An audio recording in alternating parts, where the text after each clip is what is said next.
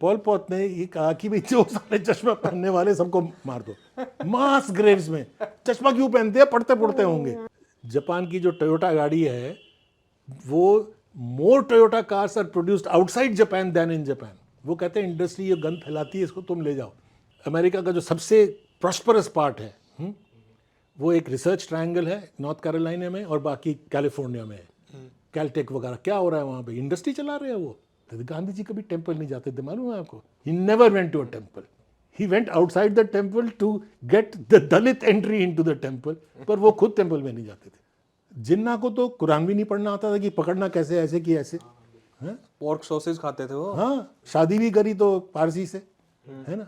सावरकर खुद कहते हैं कि मैं हिंदुज्म में विश्वास नहीं करता, हिंदुत्व में, पॉलिटिकल हिंदुज्म में विश्वास करता हूँ, रिलीजन भी नहीं। नेहरू जी एंटी कम्युनिस्ट नहीं थे, he was basically a Marxist. Communist क्या कहते थे उनको? Running dog of imperialism. 1950 में एवरेज लाइफ एक्सपेक्टेंसी, मतलब एक इंसान भारतवर्ष में कितनी उम्र तक जी सकता है एवरेज, पता है क्या था? 30 साल से भी कम। सोमनाथ के डिस्ट्रक्शन का इशू पता है सबसे पहले क्या कब रेज होता है? 1900 शताब्दी में। कहां?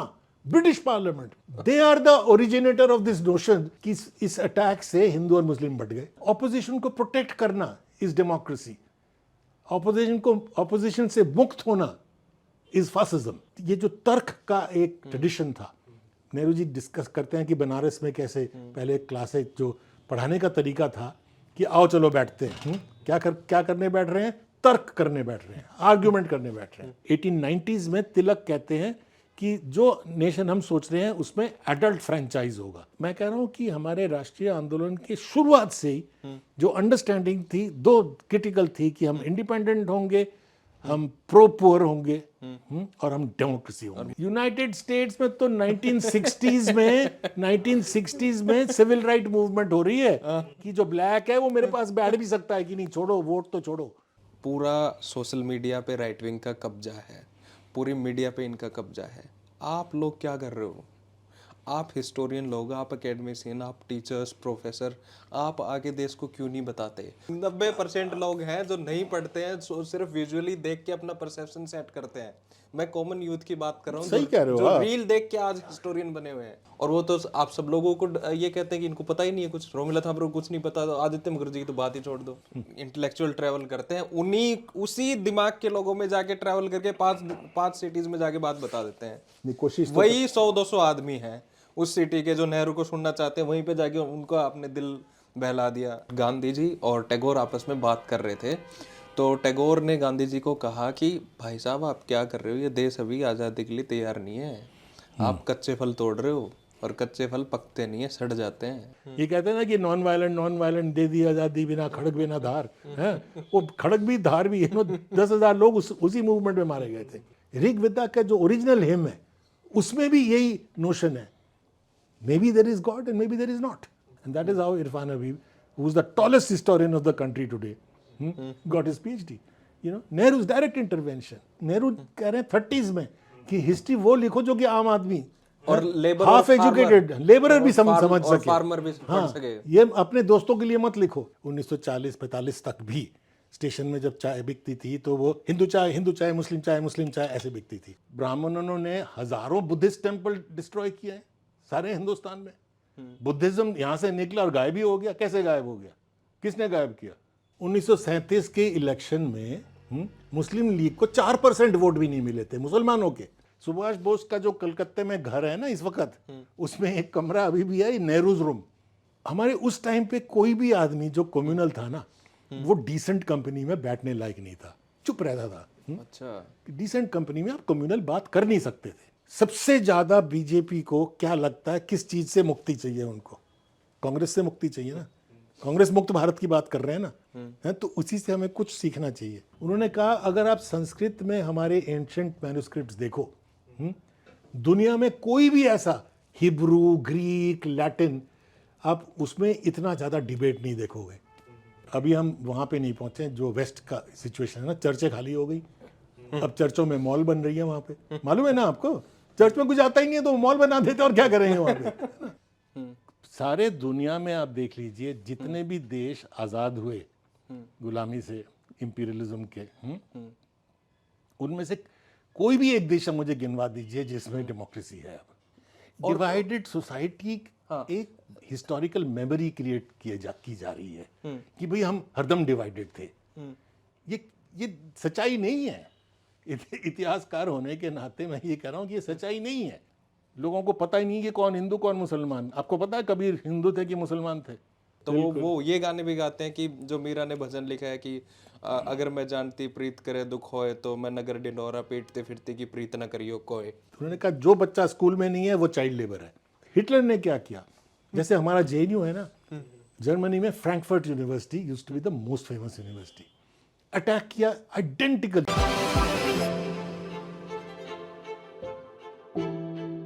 सर कहाँ से, हरियाणा में कहाँ से आए हो आप बता रहे थे हरियाणा? ये पाली जानते हो आप? पाली? ये बल्लभगढ़ डिस्ट्रिक्ट में पड़ता है। ये बल्लभगढ़ तो डिस्ट्रिक्ट ही नहीं है, मतलब अच्छा तहसील है ना। ये इसके बदखल से कोई 7 किलोमीटर आगे, ये बगल में ही सोना बल्लभगढ़ रोड जो है उस पे हम। अच्छा तो पीछे से कहाँ से, सिंध से? नहीं पीछे से तो मेरी वाइफ लाहौर से है क्या और बात, क्या और मैं बांग्लादेश से हूँ, तो हम दोनों साइड के रिफ्यूजी हैं। गजब, लाइक लाहौर तो बहुत गजब की जगह, और मेरे को सामने किताब भी लग रही है। That's right. वहीं से ली थी। सो सर आपकी नई किताब नेहरूज इंडिया और काफ़ी इंटरेस्टिंग लगी, और सबसे इंटरेस्टिंग फैक्ट मेरे को अगर इसमें कुछ लगा सारे फैक्ट्स में से, तो मेरे को ये कवर पेज बहुत अच्छा लगा। ये जान के बड़ी खुशी हुई मुझे, क्योंकि कई लोगों को पसंद नहीं है और कईयों को बहुत पसंद आया। नहीं, मुझे बहुत पसंद आप बताइए आपको क्यों पसंद आया? मुझे इसलिए क्योंकि सबसे ज़्यादा तो ये बहुत क्रिएटिव है जी, और फिर इनका फेस रिवील नहीं हो रहा, और फेस के ऊपर आपने एक पेंट कर दिया है, तो वो एक अलग मैसेज शो कर रहा है। So that's why I really like this cover. It is true तो that it is not his face but his ideas, you know, which has remained, है ना। ओके, सो अब 2024 में नरेंद्र मोदी जी जब प्रधानमंत्री हैं, क्या जरूरत महसूस हुई आपको ये किताब लिखने की?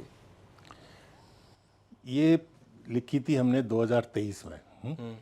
ये एक इसकी शुरुआत जो है ये है एक इंडियन हिस्ट्री कांग्रेस, जो कि हिस्ट्री का सबसे पुराना 1935 से चलता हुआ एक ऑर्गेनाइजेशन है। हर साल उनकी मीटिंग होती है, करीब 2000 लोग आते हैं उसमें। तो उसका मैं इस साल जनरल प्रेसिडेंट था 2023-24। तो उसमें मुझे प्रेसिडेंशियल एड्रेस लिखना था। तो कुछ साथियों ने कहा कि ये जो ज़माना है, इस वक्त हमें नेहरू पे कुछ लिखना चाहिए आपको। तो तब इसलिए मैं प्राइमरीली नेहरू स्कॉलर नहीं हूँ, मैं इकोनॉमिक हिस्टोरियन हूँ, ठीक है। पर सबने कहा कि नहीं, आपको ये मौका है, प्रेसिडेंशियल एड्रेस लिख रहे हो, आप नेहरू पे लिखो। मैं नेहरू का सिर्फ इकोनॉमिक आइडियाज़ पे पहले लिखता रहा था, पर इस किताब में मैंने दूसरे एस्पेक्ट्स पे लिए, इसलिए कि ये जो अब माहौल बन गया देश में, वो जो भी कोई आइडियाज़ हमारे फ्रीडम स्ट्रगल के थे, जो उनके कोर वैल्यूज़ थे, मौलिक जो विचारधारा थी हमारे राष्ट्रीय आंदोलन की, उन विचारधाराओं को नेहरू से ज़्यादा कोई आगे बढ़ाने वाला नहीं था। गांधी जी की तो डेथ हो जाती, मार दिए जाते हैं एक। तो किसके कंधे पे ये जो विचारधारा जिसके बेसिस पे ये देश बना, वो कौन आगे बढ़ाएगा? तो इसीलिए गांधी जी को पता था कि नेहरू से ज़्यादा केपेबल इसमें और कोई नहीं है। इसीलिए 1942 में उन्होंने कहा था कि मेरे जाने के बाद Nehru will speak my voice, Jawahar will speak in my voice. तो वो सोचते थे कि उनको रिप्लेस अगर कोई करेगा तो जवाहरलाल नेहरू करेगा, और उन्होंने किया भी।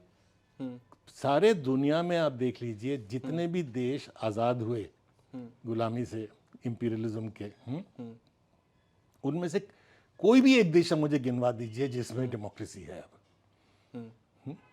ये एक अकेला एग्जाम्पल था कि आज़ादी के बाद आपने डेवलपमेंट करी, पर आपने डेमोक्रेसी के साथ करी। चाइना में ने बहुत डेवलपमेंट करी, पर कितने मिलियन लोग मारे गए उसमें, है ना। सोवियत यूनियन ने भी करी, कितने लोग मारे गए। Africa, Latin America, east Asia, आप कोरिया, जापान गिनवा दो, कोई कहाँ पे डेमोक्रेसी थी भैया जब ये डेवलपमेंट हुई, है ना। तो ये एक बड़ी नेहरू की बहुत बड़ी योगदान थी कि लोकतंत्र के साथ लोकतंत्र को साथ रखते हुए आप कैसे प्रगति कर सकते हैं। लोकतंत्र और धर्मनिरपेक्षता, ये दो सबसे बड़ी वैल्यूज थी हमारी फ्रीडम स्ट्रगल की। नहीं तो हम अंग्रेजों को कभी भगा नहीं सकते थे। है कि नहीं? 1857 में भी अंग्रेज इसलिए डर गए थे, जब रिवोल्ट हुआ था 1857 में, हिंदू मुस्लिम इकट्ठे हुए थे सारे। ये मंगल पांडे, ये सारे ब्राह्मण सोल्जर्स क्या कह रहे थे, कहाँ गए? दिल्ली आए और जाके बहादुर शाह जफर को कह रहे हैं कि आप संभालो डोर। हैं? उन्होंने पूछा कि तुम मुसलमानों की क्या हो, है ना? बिल्कुल टोटल हिंदू मुस्लिम यूनिटी थी। उसी से अंग्रेज बहुत बुरी तरह डरे थे, इसलिए उन्होंने बहुत मैसेकर किया। 1857 में आपके हरियाणा में भी, बल्लभगढ़ से में भी एक वो हुआ था। हिसार में भी, जी, बल्लभगढ़ में, कई जगहों में, सारे हिंदुस्तान में रिवोल्ट हुआ था। अंबाला। जी, और इन्होंने बुरी तरह उसको सप्रेस किया। और इसीलिए उसकी सबसे बड़ी सीख जो हमारे राष्ट्रीय आंदोलन के नेता थे, उन्होंने क्या सीखी कि हमको हिंदू मुस्लिम यूनिटी रखनी है। ओके। है ना? और वही अब बर्बाद किया जा रहा है। अब आपने ग्रेगरी स्टैंटन का नाम सुना होगा। हाँ, इसमें भी है। हाँ, जो जेनोसाइड वॉच, जिन्होंने रवांडा में जो जेनोसाइड हुआ, जो मैसिव नरसंहार हुआ, उन्होंने पहले ही बोल दिया था कि ये होने वाला है। तो ये क्या करते हैं कि ये जो सिम्टम्स देखते हैं कि भाई यहाँ ये सिम्टम्स अगर है तो जेनोसाइड होगा। उनका ये कहना है कि भारतवर्ष में जो अब चल रहा है, जो माहौल क्रिएट करा जा रहा है, ये दुनिया में सबसे बड़ा सिविल वॉर हो जाएगा, सबसे बड़ा नरसंहार यहाँ हो जाएगा अगर ये चलता रहे। ये हरीश खरे ने भी आर्टिकल लिखा है। उन्होंने आरएसएस वालों को कहा है, आरएसएस को एड्रेस करके कहा। हरीश खरे को तो आप जानते हैं, बहुत बड़े पत्रकार हैं। अभी आर्टिकल लिखा उन्होंने, ट्रिब्यून में छपा, जिसमें उन्होंने ये कहा कि आरएसएस अपने आप को देशभक्त कहते हैं, पर जो ये कर रहे हैं, जिस रास्ते पे ये देश को ले जा रहे हैं, ये कम से कम 100 साल की सिविल वॉर हो जाएगी। क्योंकि हिंदुस्तान में जो मुस्लिम्स हैं कितने हैं? 200 मिलियन। 10-15 देश यूरोप के मिला के जितने लोग हैं उतने मुसलमान इस देश में हैं। तो आप क्या उनको पी जाओगे? पाकिस्तान भेज दोगे? क्या करोगे आप? अगर आप उनको सप्रेस करोगे, उनके साथ मिलके नहीं रहोगे, अगर आप छेड़ते रहोगे तो क्या होगा? सिविल वॉर ही होगा ना, जो सीरिया में हो रहा है, सारे वेस्ट एशिया में हो रहा है। हम क्या इंडिया में यही चाहते हैं?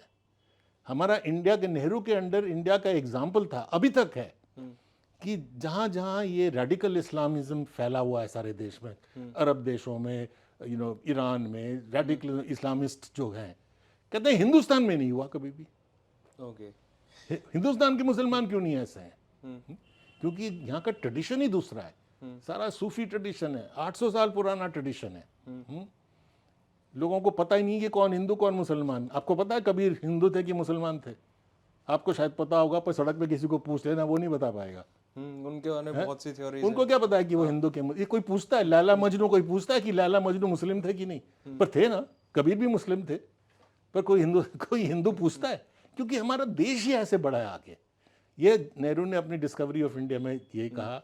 अब अमर्त्य सेन जो नोबेल प्राइज विनर हैं, वो भी यही चीज़ रिपीट कर रहे हैं कि इस देश में डेमोक्रेसी इसलिए है क्योंकि हमारी जो हिस्ट्री है, मोहनजोदाड़ो से लेके गौतम बुद्ध के आने से टाइम से लेके अकबर के से लेके, अगर पूरी हिस्ट्री में देखो तो हम, इस देश की खासियत ही ये है कि वो मिलजुल के रहना जानते हैं। ओके सर, पर एक चीज़ तो है, दो चीज़ें हैं। डिवाइडेड सोसाइटी तो रही है हमारी। डिवाइडेड सोसाइटी एक हिस्टोरिकल मेमोरी क्रिएट की जा रही है कि भाई हम हरदम डिवाइडेड थे। ये सच्चाई नहीं है। इतिहासकार होने के नाते मैं ये कह रहा हूँ कि ये सच्चाई नहीं है। अच्छा। अब जैसे मैंने इसमें एग्जाम्पल दिया है, महमूद गजनी ने जब अटैक किया, सोमनाथ टेम्पल डिस्ट्रॉय किया, तो अब ये बीजेपी वाले क्या कहते हैं, पहले के मुंशी ने कहा कि भाई तब से लेके 1000 साल तक हिंदुओं के दिल में एक ऐसी चोट पहुंच गई कि भाई इन्होंने सोमनाथ को डिस्ट्रॉय कर दिया कि हिंदू और मुस्लिम अलग हो गए। ओके। ना क्या ये सच्चाई है? सच्चाई ये है, तो मैंने दिखाया कि जब उस वक़्त एक दूसरे के, कोई भी राजा महाराजाओं की लड़ाई होती थी तो एक दूसरे के टेम्पल्स या जो भी थे डिस्ट्रॉय करते थे। ब्राह्मणों ने हजारों बुद्धिस्ट टेम्पल डिस्ट्रॉय किए हैं सारे हिंदुस्तान में। बुद्धिज्म यहाँ से निकला और गायब ही हो गया। कैसे गायब हो गया? किसने गायब किया? है ना, मुसलमान तो नहीं आए थे गायब करने को बुद्धिज्म। तो कहाँ चले गए सारे बुद्धिस्ट टेम्पल्स? है ना, तो ये होता था एंशिएंट मिडिवल टाइम्स में, ये होता था, एक दूसरे का अपना वो जमाने के लिए करते थे। परंतु नहीं, मैं आपके सवाल का जवाब देना चाहता हूँ कि क्या इसमें हिंदू मुस्लिम अलग हो गए? तो सोमनाथ के ऊपर प्रोफेसर रामलीला थापर ने रिसर्च करी कि भाई क्या हुआ। उन्होंने ये बताया कि 100 साल उसको, ये 11वीं शताब्दी में ये मोहम्मद गजनी ने उसको तोड़ा, ठीक है, 1000 साल पहले, 1000 से ज़्यादा। उसको तोड़ने के 100 साल बाद एक हिंदू राजा ने वहाँ पे फिर से टेम्पल बनाया। और जब उसने टेम्पल बनाया तो मोहम्मद गजनी का जिक्र ही नहीं है कि किसने तोड़ा था, क्या तोड़ा था, कोई इशू ही नहीं बनाया, टेम्पल बना दी। उससे भी बड़ी बात, उसके 200 साल बाद, मतलब अगर ये 1100 तो 1300 में वहाँ पे एक मुस्लिम ट्रेडर को उसी मंदिर के ज़मीन पे एक मॉस्क बनाने की परमिशन दी। और उस मॉस्क बनाने के परमिशन में प्रीस्ट भी थे, हिंदू पंडित, वहाँ का लोकल राजा, सारे लोकल हिंदू, सबके सम्मति से वहाँ पे मॉस्क बनाई गई, वहाँ पे मस्जिद बनाई गई। अगर हिंदू मुस्लिम के अंदर इतना डिवाइड हो गया होता तो क्या वो हो सकता था? हिंदुस्तान में ये कल्चर ही नहीं है। अच्छा, था ही नहीं। तो गंगा जमुनी तहजीब जो है ये हिंदुस्तान, अभी भी आप गांव में चले जाओ जहाँ पे ये लोग नहीं पहुँचे अभी तक, जहाँ पे इनका दूषित मनोभावना नहीं पहुँची है, तो ये सवाल कोई पूछता ही नहीं है। जब कोई यूपी में, अभी भी मेरे गांव में, हरियाणा में, जब कोई राम राम कहता है तो भी मुसलमान को भी कहता है, मुसलमान भी आपको राम राम कहता है, राम जय सिया राम कहता है, तो उसको कोई सोचता है क्या? राजस्थान की जो सारे मंगनियार जिनको कहते हैं, अब सारे दुनिया में फेमस हो गए बाड़मेर में, क्योंकि ये फ्रेंच ने डिस्कवर किया कि इनकी म्यूजिक बहुत हाई है। हम तो अपना नहीं ना डिस्कवर करते, कोई अंग्रेज करता है तो फिर कहते हैं हाँ बहुत अच्छा है। तो ये राजस्थान के मंगनियार बहुत बढ़िया गाना गाते हैं। ये गांव-गांव में गाते हैं पर क्लासिकल के साथ मिला के गाते हैं, बहुत ही सारे मुसलमान हैं। और क्या गाते हैं? लोगों के घरों में जाके उनकी जो जीनियोलॉजी है, मतलब उनके जो बाप परदादे की जो हिस्ट्री है ना, वो गाते हैं। ठीक है, और ये हिंदुओं के घर में जाके गा रहे हैं सारे मुसलमान। तो जब ये फेमस हो गए तो दिल्ली में एक कॉन्सर्ट हुआ, तो मैंने उनके जो बड़े थे, अभी मम्मे खान करके हैं सबसे ज़्यादा जो पॉपुलर है, उस वक्त जो थे नाम भूल गया, बहुत बुजुर्ग थे। तो मैं कोई 15-20 साल की पहले की बात कर रहा हूँ। तो वो दिल्ली में उन्होंने कॉन्सर्ट किया, तो मैंने भी सुना। तो मैंने उनको ये सवाल पूछा कि आपने जितने भी गाने गाए अभी, कोई कृष्ण की लीला, तो कोई कैलाश, कोई कुछ, कोई सारी हिंदू माइथोलॉजी से गाने गा रहे हो आप, हैं, और आप तो मुसलमान हो। तो मेरी तरह हैरान होकर देखते हैं। तो कहते हैं इसमें क्या हुआ? मेरे बाप भी गाता था, मेरे परदादा भी ये गाते थे, मैं भी गाता हूँ। मतलब उसके मन में ये जो गंदगी है ना, जिसको नेहरू जी कूड़ा कहते हैं, पॉइजन कहते हैं, ये जो कम्युनलिज्म का पॉइजन जो है उनके मन में घुसा ही नहीं था, ना ही आम जनता के मन में है। ये अभी तक हिंदुस्तान में है, जब भी हिंदुस्तान बचा हुआ है। देखो ना, जो पार्टी अब राज कर रही है वो क्या विश्वास करती है? हिंदू राष्ट्र में विश्वास करती है। क्या हिंदुस्तान हिंदू राष्ट्र बन गया? नहीं बना ना। सरकार आपके हाथ में है, सब कुछ है, पुलिस आपके हाथ में है, जजों को आपने खरीद लिए है ना? क्या नहीं है आपके पास? मीडिया 2-4 आपके जैसे बचे हुए, बाकी मेन मीडिया तो खरीद लिए। तभी भी हिंदू राष्ट्र तो नहीं बना ना, क्योंकि अभी भी जनता हमारी बची हुई है, क्योंकि ये 100 साल की जो हमारी आज़ादी की लड़ाई थी ना, उसका नतीजा है ये। 100 साल का हिस्ट्री है, उसमें नेहरू जी सबसे आगे है। ओके सर, 2 बातें कही आपने।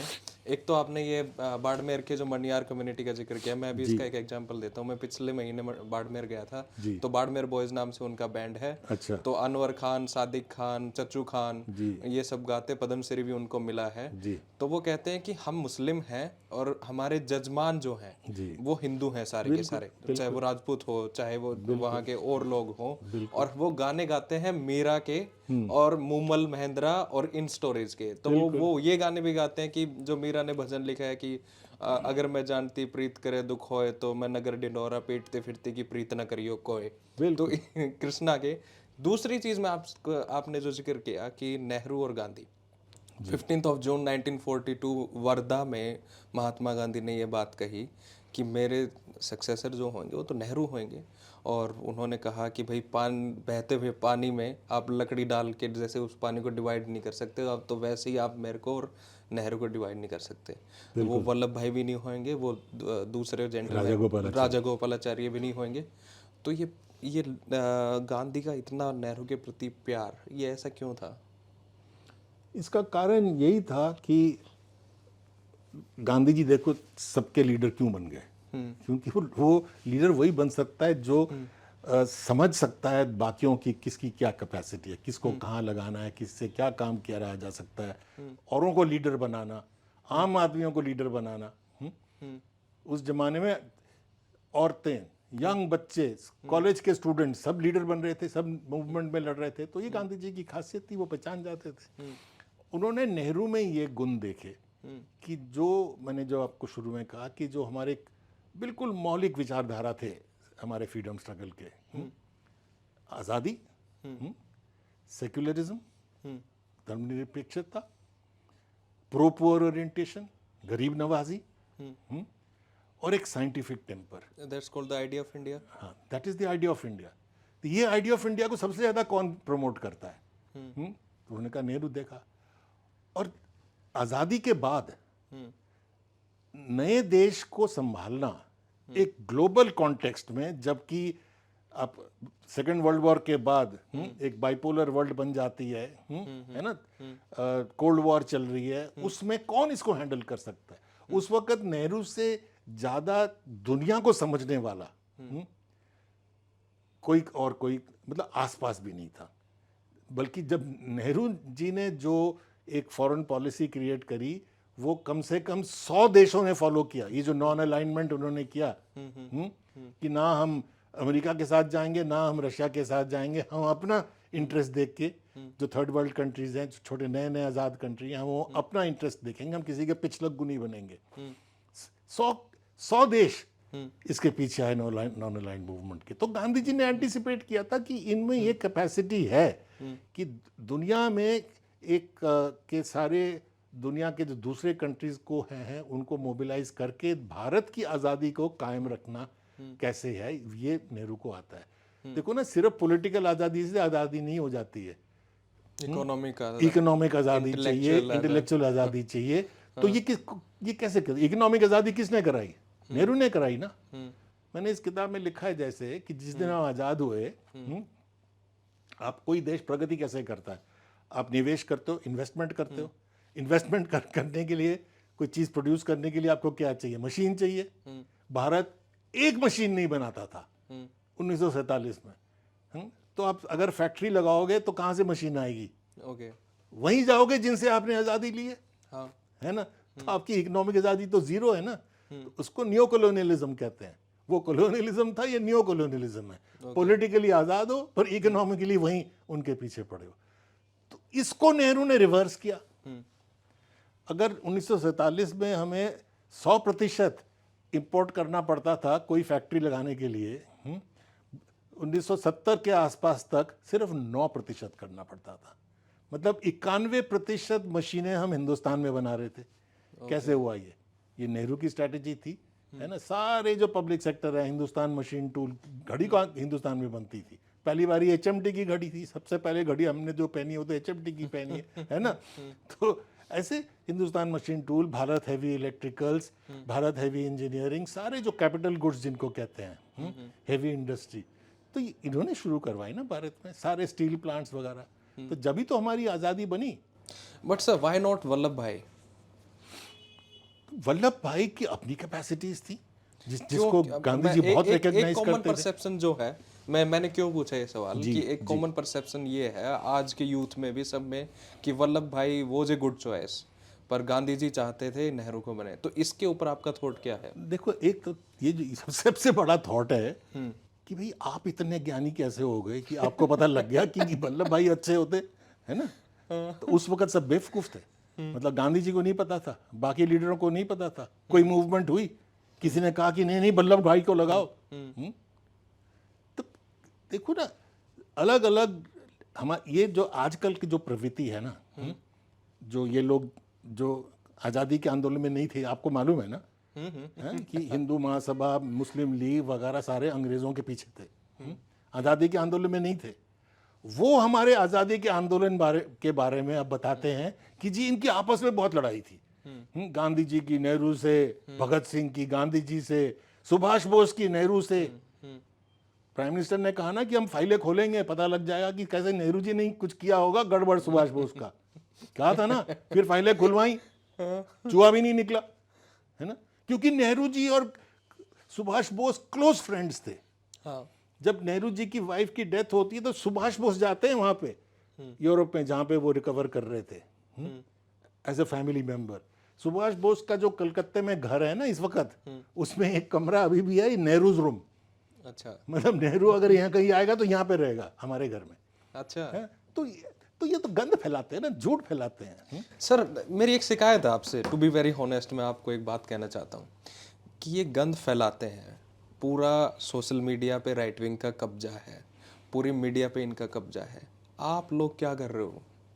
आप हिस्टोरियन लोग, आप एकेडमिशियन, आप टीचर्स, प्रोफेसर, आप आगे देश को क्यों नहीं बताते? और जो मेन स्ट्रीम में स्पेशली, मैं आपको एक और एग्जांपल बताता हूँ। जैसे आपने ये बुक लिख दी, तो हिस्टोरियंस और प्रोफेसर्स का ये है, हमारा काम है लिखना, मैंने इसको लिख दिया। अब ये लोगों तक भी तो पहुंचाओ, ये आम आदमी तक भी तो पहुंचाओ, कम से कम किसी इन्फॉर्मेशन के थ्रू, किसी पॉडकास्ट के थ्रू, किसी इंटरव्यू के थ्रू इसको हिंदी में ट्रांसलेट करके, ताकि लोगों को पता तो लगे। आप लोग ही उनको रीच आउट नहीं कर रहे, या फिर आप लोग ये सोचते हैं कि it is their social responsibility to read our books. तो यहाँ जो ये गैप है उसको राइट विंग फुलफिल कर रहा है, सारी इंफॉर्मेशन पे कब्जा करके। अब मैं ऐसे ऐसे चैनल देखता हूँ यूट्यूब पे जहाँ पे कोई भी बंदा कुछ भी बोल के, कोई भी किताब लिख के वो बोलता है कि आपको पता है जामा मस्जिद के नीचे एक चर्च होगा, चर्च के नीचे हमने मंदिर बनाया था, वो उसकी फाउंडेशन है, और उसके 5 मिलियन व्यूज है, उसके 10 मिलियन व्यूज है, क्योंकि वहां पर उस स्पेस को फिलअप करने के लिए ऑथेंटिक हिस्ट्री का कोई बंदा है ही नहीं। और वो तो आप सब लोगों को ये कहते हैं कि इनको पता ही नहीं है कुछ, रोमिला थापर को कुछ नहीं पता, तो आदित्य मुखर्जी की तो बात ही छोड़ दो। बिल्कुल ठीक कह रहे हो। तो मैं नहीं, बिल्कुल सही कह रहे हैं क्वेश्चन है, बिल्कुल आपका सवाल बिल्कुल ठीक है। हाँ। पर हाँ ले लेंगे चाय, कोई नहीं, चलते रहे। हाँ पी लेंगे। तो मैं इसको करेक्ट करना चाहूँगा। ये जो परसेप्शन है आपका कि इतिहासकार क्यों नहीं पॉपुलर हिस्ट्री लिखते, लोगों तक क्यों नहीं पहुँचाते, पहली बात तो ये सच नहीं है। हम 2 किस्म की किताबें लिखते हैं। एक तो लिखते हैं जो बिल्कुल एकेडमिक किताबें, मैं दिखाऊंगा मोटी मोटी किताबें, फुल फुटनोट्स वाले हैं, जो कि कम लोग पढ़ेंगे, आप लीजिए, 1-2 हज़ार लोग पढ़ेंगे, है ना। और दूसरा जो हम लिखते हैं वो पॉपुलर लिखते हैं। जैसे हमारी 2 किताबें हैं, एक है भारत का स्वतंत्रता संघर्ष, इंडिया स्ट्रगल फॉर इंडिपेंडेंस, और एक है इंडिया सिंस इंडिपेंडेंस, भारत आज़ादी के बाद। ये अंग्रेजी में छपी, पहले पेंगुइन ने छापी, फिर हिंदी में छपी, फिर तमिल में, बंगाली में, और कम से कम अंग्रेजी में ही 1 मिलियन से ज़्यादा कॉपी बिक चुकी है। ठीक है ना। ये पॉपुलर किताब लिखी थी हमने आम जनता के लिए, कोई फुटनोट नहीं है उसमें, है। तो ठीक है। अब ये सरकार आने के बाद उन्होंने क्या किया, दिल्ली यूनिवर्सिटी ने कहा था कि ये किताब इतनी अच्छी है कि ये जो आप कह रहे हो कि हमारे स्टूडेंट्स तक पहुंचनी चाहिए, तो हमें इसको ट्रांसलेट करने दो। हमने कहा आप करिए। तो दिल्ली यूनिवर्सिटी ने उसको हिंदी में ट्रांसलेट किया, और वो लाखों की तादाद में बिकती थी, सारे यूपी, हरियाणा, राजस्थान, अभी भी बिकती है। जब ये सरकार आई, इन्होंने कहा, हमारे ऊपर चार्ज किया कि भाई ये किताबें तो बहुत गंदी किताबें हैं। तो क्यों? कहता है इन्होंने तो भगत सिंह को टेररिस्ट कहा है। ये कह के इन्होंने किताब बंद कर दी। और भगत सिंह खुद ही अपने आप को टेररिस्ट बताते, टेररिस्ट का मतलब भी कुछ और था। हमने उनको रेवोल्यूशनरी टेररिस्ट कहा है। वो भी इनके कहने पे कि भाई इससे आजकल टेररिज्म का मतलब बदल गया, तो आप मत इस्तेमाल करो। वो ब्रिटिश के लिए टेररिस्ट थे। तो प्रिसाइजली, तो हमने फिर टेररिस्ट वर्ड भी हटा दिया, सिर्फ रेवोल्यूशनरी लिखा। तब भी ये किताब 2016 में इन्होंने छापनी बंद कर दी। अब इतने साल हो गए नहीं छापी। तो हम रीच आउट करते हैं तो इसको हटा देते हैं, हटा के ही तो कूड़ा भर रहे हैं ना सर। ये नहीं कि हम नहीं रीच आउट कर रहे। ये किताब मैंने क्यों लिखी है, सर मैं अगेन सॉरी टू और ये हिंदी में भी आ रही है, मलयालम में आ रही है, तमिल में आ रही है, तेलुगु में भी आ रही है, एसएमईज में भी आ रही है। सर पर वो पहुंच नहीं पाएगा। पढ़ने वाली ऑडियंस अलग है, सरकार के थ्रू लोगों में पहुंचने वाली ऑडियंस अलग है। हमारे पास 90% लोग हैं जो नहीं पढ़ते हैं, सिर्फ विजुअली देख के अपना परसेप्शन सेट करते हैं। मैं कॉमन यूथ की बात कर रहा हूँ, सही कह रहे हो जो आप। रील देख के आज हिस्टोरियन बने हुए हैं। पर हमारे पास कंट्रोल है क्या? हम ट्विटर को कंट्रोल कर सकते हैं? ये तो कर देते हैं ना। हम अगर मान लीजिए ट्विटर में या फेसबुक में या किसी में भी एक बहुत क्रिटिकल कुछ आ जाता है तो अगले दिन फ़ोन आ जाता है कि इसको उतारो, है, और उतारा जाता है क्योंकि उनको भी धंधा करना है। तो ये जो कब्जा इन्होंने किया हुआ है मीडिया पे, मतलब लोकतंत्र का सबसे इंपॉर्टेंट चीज़ है फ्री स्पीच, फ्री प्रेस, सबसे इंपॉर्टेंट। जब अंग्रेजों के खिलाफ हमारी आंदोलन शुरू हुआ ना, तो मतलब हम उसी सिचुएशन में आ गए जबकि अंग्रेजों के टाइम पे थे। अंग्रेजों के टाइम पे भी आप कुछ भी सरकार के खिलाफ लिखो तो जेल में जाते थे। ये सेक्शन 124A जिसके अंडर आजकल हमारे कन्हैया, उमर खालिद वगैरह को इसमें डाला हुआ है जेल में। आपके स्टूडेंट है ना? मेरा स्टूडेंट है, मैं I am very proud of him, brilliant student है, खूब लड़ते थे क्लास में, you know, because we had differences of opinion. पर अगर यूनिवर्सिटी में डिफरेंस ऑफ ओपिनियन नहीं होगा तो कहाँ होगा? नहीं, मैं ये कह रहा हूँ कि सबसे पहले कोई जेल जाता है तो तिलक जाते हैं, फिर गांधी जी जाते हैं इसी सेक्शन में। वो कहते हैं कि नहीं, हम तो लिखेंगे जो हमारे विश्वास हैं। ये आर्टिकल लिखने के लिए वो जेल गए उस वक्त। ये करना पड़ा, फ्री प्रेस के लिए लड़ना पड़ा, तो वो फ्री प्रेस ही तो इन्होंने गायब कर दिया तो ना। सर आप भी घुमाओ जेल थोड़ा सा लिख ला के। हमारे जेल जाना तो अच्छी बात है। हमारे दोस्त लोग तो जा रहे हैं ना, जा रहे हैं। आपके स्टूडेंट भी जेल में? हमारे स्टूडेंट भी गए। ये न्यूज़ क्लिक के जो एडिटर हैं, इंटेलेक्चुअल्स, जेल में नहीं गए।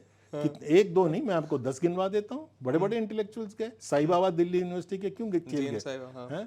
He has passed away. He is now passed away. तो ये तो है ही है। भाई जेल तो तब डालें कि हम कोई गलत बात लिखे। आप देखिए इस किताब में जितनी किताब है ना उतने ही फुटनोट्स हैं। कम से कम 100 पेज के फुटनोट्स हैं। एक एक स्टेटमेंट जो किया है उसका मैंने प्रूफ दिया है कि ये कहाँ से आया। अगर मैंने कहा है कि जी प्राइम मिनिस्टर जी ने ये बोला है तो मैंने 6 अखबारों के कोटेशन दिए कि 6 अखबारों में ये रिपोर्ट हुआ है, विदेशी अखबारों में, हिंदुस्तानी अखबारों में है। तो किस बात पे अगर कुछ और पर सर चलो सरकार की बात अलग है। अब भी मैं आपके जो आंसर है उससे मैं समझ नहीं पाया उसको। जी बताइए। आसान भाषा में मैं कहूँ तो मैं दूसरी चीज़ ये आपने जिक्र किया है कि भाई 1951 और 52 के इलेक्शंस जो हुए थे जी और 2024 के इलेक्शंस जो हैं उनमें बड़ी समानता है। समानता ये है कि 1951-52 में भी था कि भाई ये कंट्री अब हिंदू राष्ट्र बन के गवर्न होएगी जो मिरर इमेज पाकिस्तान की है, या फिर एक ये सेकुलर स्टेट बन के गवर्न होएगी। आज भी वही हिंदू राष्ट्र की बात हो रही है। और नेहरू उस वक्त करीबन 40,000 किलोमीटर उन्होंने ट्रैवल किया, ऑलमोस्ट 1/10 ऑफ द सिटीजन्स को उन्होंने ये समझाया और एक बड़े अच्छे मार्जिन से जीते। आपने किताब बहुत ध्यान से पढ़ी है। जी। तो ये आपने सिमिलरिटी और कंपैरिजन किया है जी, इस पे आप बताइए थोड़ा। देखिए हम इस वक्त उसी किस्म की एक सिचुएशन पे पहुंच गए हैं जो 1947 48 उस वक्त, क्योंकि आपको मालूम है कि हिंदुस्तान जब आज़ाद होता है तो साथ ही में बंटवारा भी होता है। और बंटवारे के साथ एक सांप्रदायिक भावनाएं बहुत ज़्यादा उमड़ के आती हैं। अबाउट 500,000 5 लाख लोग तो मारे गए थे। ये सब उस वक़्त के कत्लेआम जो चल रहा था। और करीब 60 लाख तो रेफ्यूजी आ गए थे हिंदुस्तान में, जो पाकिस्तान से भाग के इधर आए। तो जो एक माहौल बना हुआ था वो बहुत ज़्यादा हिंदू मुस्लिम के आपस में लड़ाई का माहौल बना हुआ था। और ये शुरू हुआ 1946 से। अच्छा। मुस्लिम लीग ने कलकत्ते में द ग्रेट कैलकाटा किलिंग्स करी। फिर नोआखाली में ईस्ट बंगाल में जहाँ पे मुस्लिम लीग की पार्टी थी वहाँ पे भी उन्होंने किलिंग्स करी। तो उसके बदले में फिर बिहार में मुसलमानों की किलिंग्स हुई। ये शुरू हो चुका था। फिर उसके ऊपर पार्टीशन हो जाता है। फिर उसके ऊपर ही गांधी जी को मार देते हैं। तो ये एक इनको लगा था आरएसएस को और ये जो हिंदू सांप्रदायिक फोर्सेस थे, उनको लगा कि ये मौका है कि अब हम हिंदुस्तान में हिंदू राष्ट्र बना लें। उधर मुस्लिम पाकिस्तान बन गया, हम हिंदू राष्ट्र बन जाएं।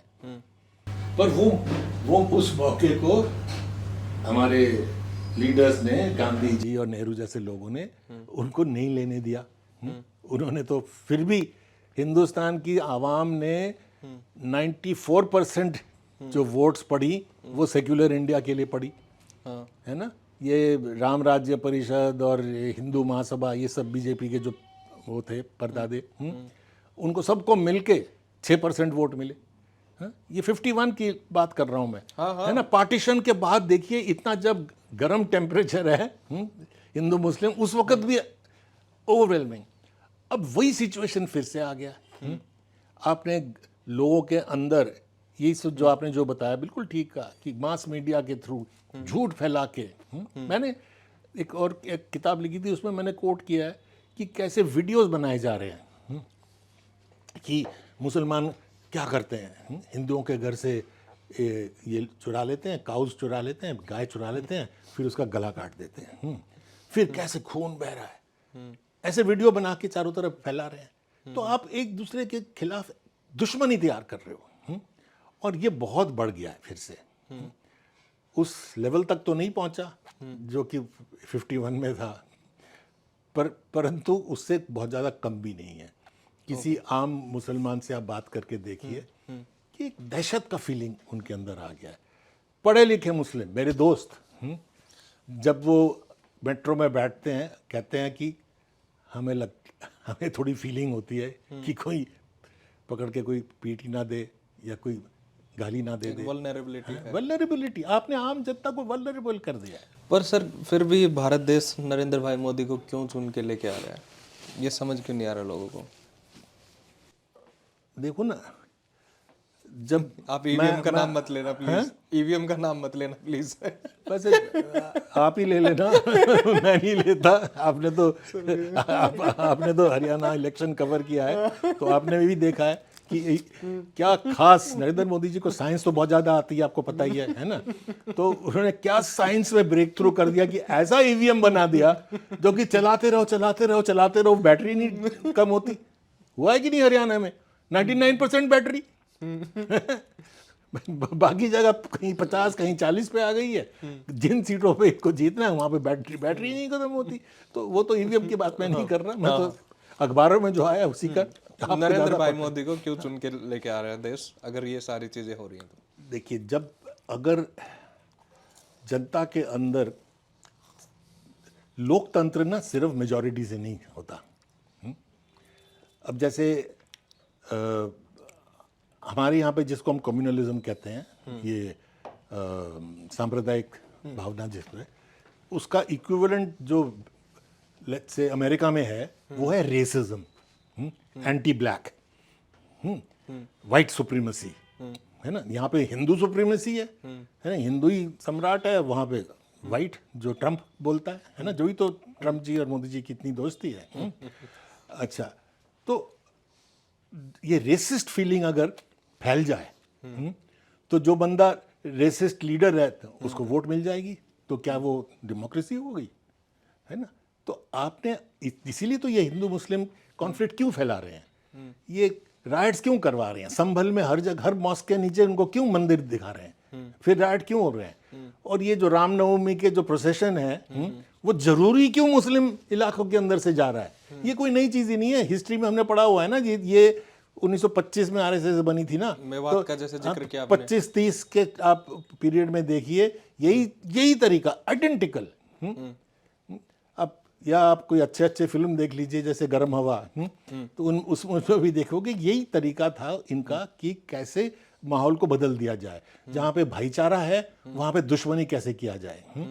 तो आप वही करो कि आप अपना रामनवमी का प्रोसेशन जो है, जो उनको अच्छी चीज़ नहीं लगती वही करो, उनके नाक के नीचे करो और स्लोगन भी लगाओ वहाँ पे। तो अगर कोई रिएक्शन आए तो मारपीट हो जाएगी, तो मारपीट हो गई तो फिर एक बारी राइट हो जाए तो फिर लोग बढ़ जाते हैं। तो ये बांट के ये जो 80-20 खुद ही कह रहे हैं, मैं थोड़ी कह रहा हूँ। ये क्यों कह रहे हैं 80-20? तो 80 को इकट्ठा करने का क्या तरीका है कि 20 को दुश्मन बनाओ? यही कर रहे हैं ना एक एक इनके बड़े बड़े मिनिस्टर। और क्या कर रहे हैं कि 20 को दुश्मन बता रहे हैं, घुसपैठिया बता रहे हैं, टर्माइट दीमक बता रहे हैं इनको। मतलब मुसलमान जो है वो दीमक है, आपके देश को खा जाएगा। वो इतने बच्चे पैदा कर रहे हैं कि यही मेजोरिटी में आ जाएंगे। जबकि सारा जो पॉपुलेशन स्टडीज है वो शो रहा है, दिखा रहा है कि जो बच्चे जो होते हैं वो डिपेंड करता है आपके एजुकेशन पे और आपके इनकम लेवल पे। Yes. और विमेन्स एजुकेशन पे। जहां वो हो जाती है वहां बच्चे कम होते हैं, चाहे वो मुस्लिम इलाका हो चाहे हिंदू इलाका हो। परंतु ये इनका ये कहना कि जी मुसलमान 4-4 शादियां करते हैं, तो 4-4 शादी करके पता नहीं बच्चे कितने होते होंगे। ये 5 से 25, ये मेरी भाषा नहीं है। आप जानती हैं किसकी भाषा है। आरएसएस के चीफ ने भी कहा अभी कि भाई 3 बच्चे पैदा करो या ऐसा कुछ तो कहा। यही मैं कह रहा हूँ कि ये क्रिएट किया जा रहा है। और अगर आप ये भावना को खूब फैलाओगे तो आप जीत के आओगे इलेक्शन में। वही हो रहा है। तो हमें तो ये भावनाओं की लड़ाई है ना। तो जब तक ना हम इस भावना को वापस उस भावना पे ला पाए जिस भावना से ये देश बनी थी। सो ये आपकी सोशल रिस्पॉन्सिबिलिटी है बिल्कुल मेरी या है। फिर जो एक पार्टी है इस देश में बहुत बड़ी जिसका नाम कांग्रेस है? सबसे पहली रिस्पॉन्सिबिलिटी इंटेलिजेंसिया की है, पढ़े लिखे लोगों की। But we are in post truth world sir, कहाँ पूछते हैं इंटेलिजेंसिया को आज? देखो ना, ऐसी बात नहीं है। मैं तो जब आप ये कहते हो ना तो मैं लोगों को यही एग्जांपल देता हूँ कि जब अंग्रेज राज कर रहे थे तो यही हालत था। मीडिया पे टोटल कंट्रोल था, पुलिस पे टोटल कंट्रोल, एजुकेशन पे टोटल कंट्रोल, इनसे ज्यादा अंग्रेजों के हाथ में था। फिर भी तो आज़ादी की जो लड़ाई है फिर भी कायम हो पाई ना। लीडर्स तो थे वहाँ कम से कम सर तो आजादी के लिए। हमारे भी लीडर हैं, हमारे भी लीडर निकलेंगे, निकल भी रहे हैं और निकलेंगे भी। जो है उनको आप लीडर मानते हो?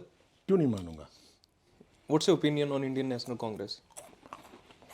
आपने 2 वर्ड बड़े अच्छे से मेंशन करे हैं इस किताब में, एक तो कम्युनलिज्म और देखो जब आप और पार्टियों की बात करते हो तो आप सेकुलर पार्टीज के नाम से स्टार्ट करते हो। हाँ, क्योंकि सेक्युलर सिर्फ कांग्रेस तो नहीं है ना, और भी पार्टी सेक्युलर है। आप कांग्रेस को सेकुलर पार्टी मानते हैं? बिल्कुल मानता हूँ। कैसे देखो, सर? ये मैं नहीं कह रहा कि कांग्रेस के अंदर कोई भी नहीं है कि जो कि थोड़ा बहुत हिलने वाला है। आफ्टर ऑल उन्हीं के अंदर से तो निकल के चले जाते हैं। जैसे ज्योतिरादित्य जैसे लोग जिन पे कितनी दोस्ती थी इनकी। तो ऐसे लोग भी हैं। तो हर पार्टी में ही ऐसे लोग होते होंगे जो कभी इधर कभी उधर, है ना। तो बीजेपी से कम आए हैं क्या कांग्रेस में? तो वो सडनली सेक्युलर कैसे बन जाते हैं? तो ये उसको छोड़ के बीजेपी की रोजी रोटी किस पे है कि हिंदू मुस्लिम पे लड़ाई चलती रहे, है ना, हिंदू वोट पे, और कोई चीज पे उनका कोई फर्क नहीं सर, है। कांग्रेस की रोजी रोटी है कि हिंदू मुस्लिम लड़ाई ना हो, सांप्रदायिकता सर मैं ना एक बढ़े। बात इस पे कहना चाहता हूँ। बीजेपी की रोजी रोटी इस पे है कि कांग्रेस में एक भी अच्छा लीडर नहीं है। बीजेपी की रोजी रोटी इसमें है कि कांग्रेस पार्टी आज के दिन ढंग से चुनाव लड़ना नहीं आता, अपना मैसेज कन्वे करना नहीं आता, उनके अपनी ऑर्गेनाइजेशन नहीं है। मैं अगर पॉलिटिकल इसका जवाब दूं, आप कर क्या रहे हो? देखो, कांग्रेस पार्टी कर क्या रही है आज इस देश में? जब आपने इतनी बातें बताई कि वो ये फैला रहे हैं वो कर रहे हैं, तो वो इतनी एक बड़ी पार्टी है, उनको कुछ तो आगे करना चाहिए। वो चुनाव नहीं लड़ते, उनको लोगों तक मैसेज पहुंचा देंगे। आप ये बात सोचते नहीं, हो? आप सही कह रहे हो, जो आप कह रहे हो यही बीजेपी कह रही है। नहीं सर, नहीं, वही तो कह रहे हैं इनको, ये क्या है, ये कोई पार्टी है? मोदी जी का आदमी बना दिया। नहीं, पर वो भी यही कह रहे हैं नहीं, कि देखो ये कांग्रेस है ना, कोई लीडर है, पप्पू है ना, एक पप्पू है इनके पास, और क्या इनको ना लड़ना आता है ना काम करना आता ये है। फैक्ट है सर। आप देखो स्टेट देखो ना, इलेक्शन में हार रहे हैं, यही ऑर्गेनाइजेशन कहाँ है उनके पास? यही होती है परसेप्शन की लड़ाई है। परसेप्शन बीजेपी ने ऐसी फैलाई आप है समझाइए कि फिर आप मेरे जैसे लोग भी हिल गए हो। नहीं, आप मेरे को समझाइए फिर। मैं बता रहा हूँ आपको कैसे। ऐसे सिचुएशन में जहां मीडिया आपके पास नहीं है, पैसे आपके पास नहीं है, आपके बैंक अकाउंट भी बंद कर दिए। मैं कांग्रेस की बात कर रहा हूँ, क्या किया था इन्होंने? बैंक अकाउंट बंद करवा दिए, मीडिया बिल्कुल खिलाफ कर दिया। जो भी आप करो कोई रिपोर्ट ही नहीं होगा, चौथे 15वें पेज में एक लाइन आएगा अगर आपने कुछ किया भी तो, है ना। सारा मीडिया आपको बैंड बजा रहा है, पुलिस आपके हाथ में, परमिशन ही नहीं है। दिल्ली शहर में अगर मैं मीटिंग करना चाहूँ अपनी ही जगह में, जैसे कि सुरजीत भवन जो सीपीएम का अपना कॉमरेड सुरजीत, हाँ, वहाँ पे जब G20 चल रहा था, they wanted to have a meeting which said कि G20 का प्रोग्राम क्या होना चाहिए। नहीं होने दिया, पुलिस आ गई वहां पे, बाहर बंद कर दिया लोगों को, बड़े बड़े लीडर कुछ अंदर कुछ बाहर, नहीं होने दिया। अच्छा, तो मैं ये कह रहा हूँ ना, आपने सेक्शन 144 लगा दिया जहां पे मर्जी।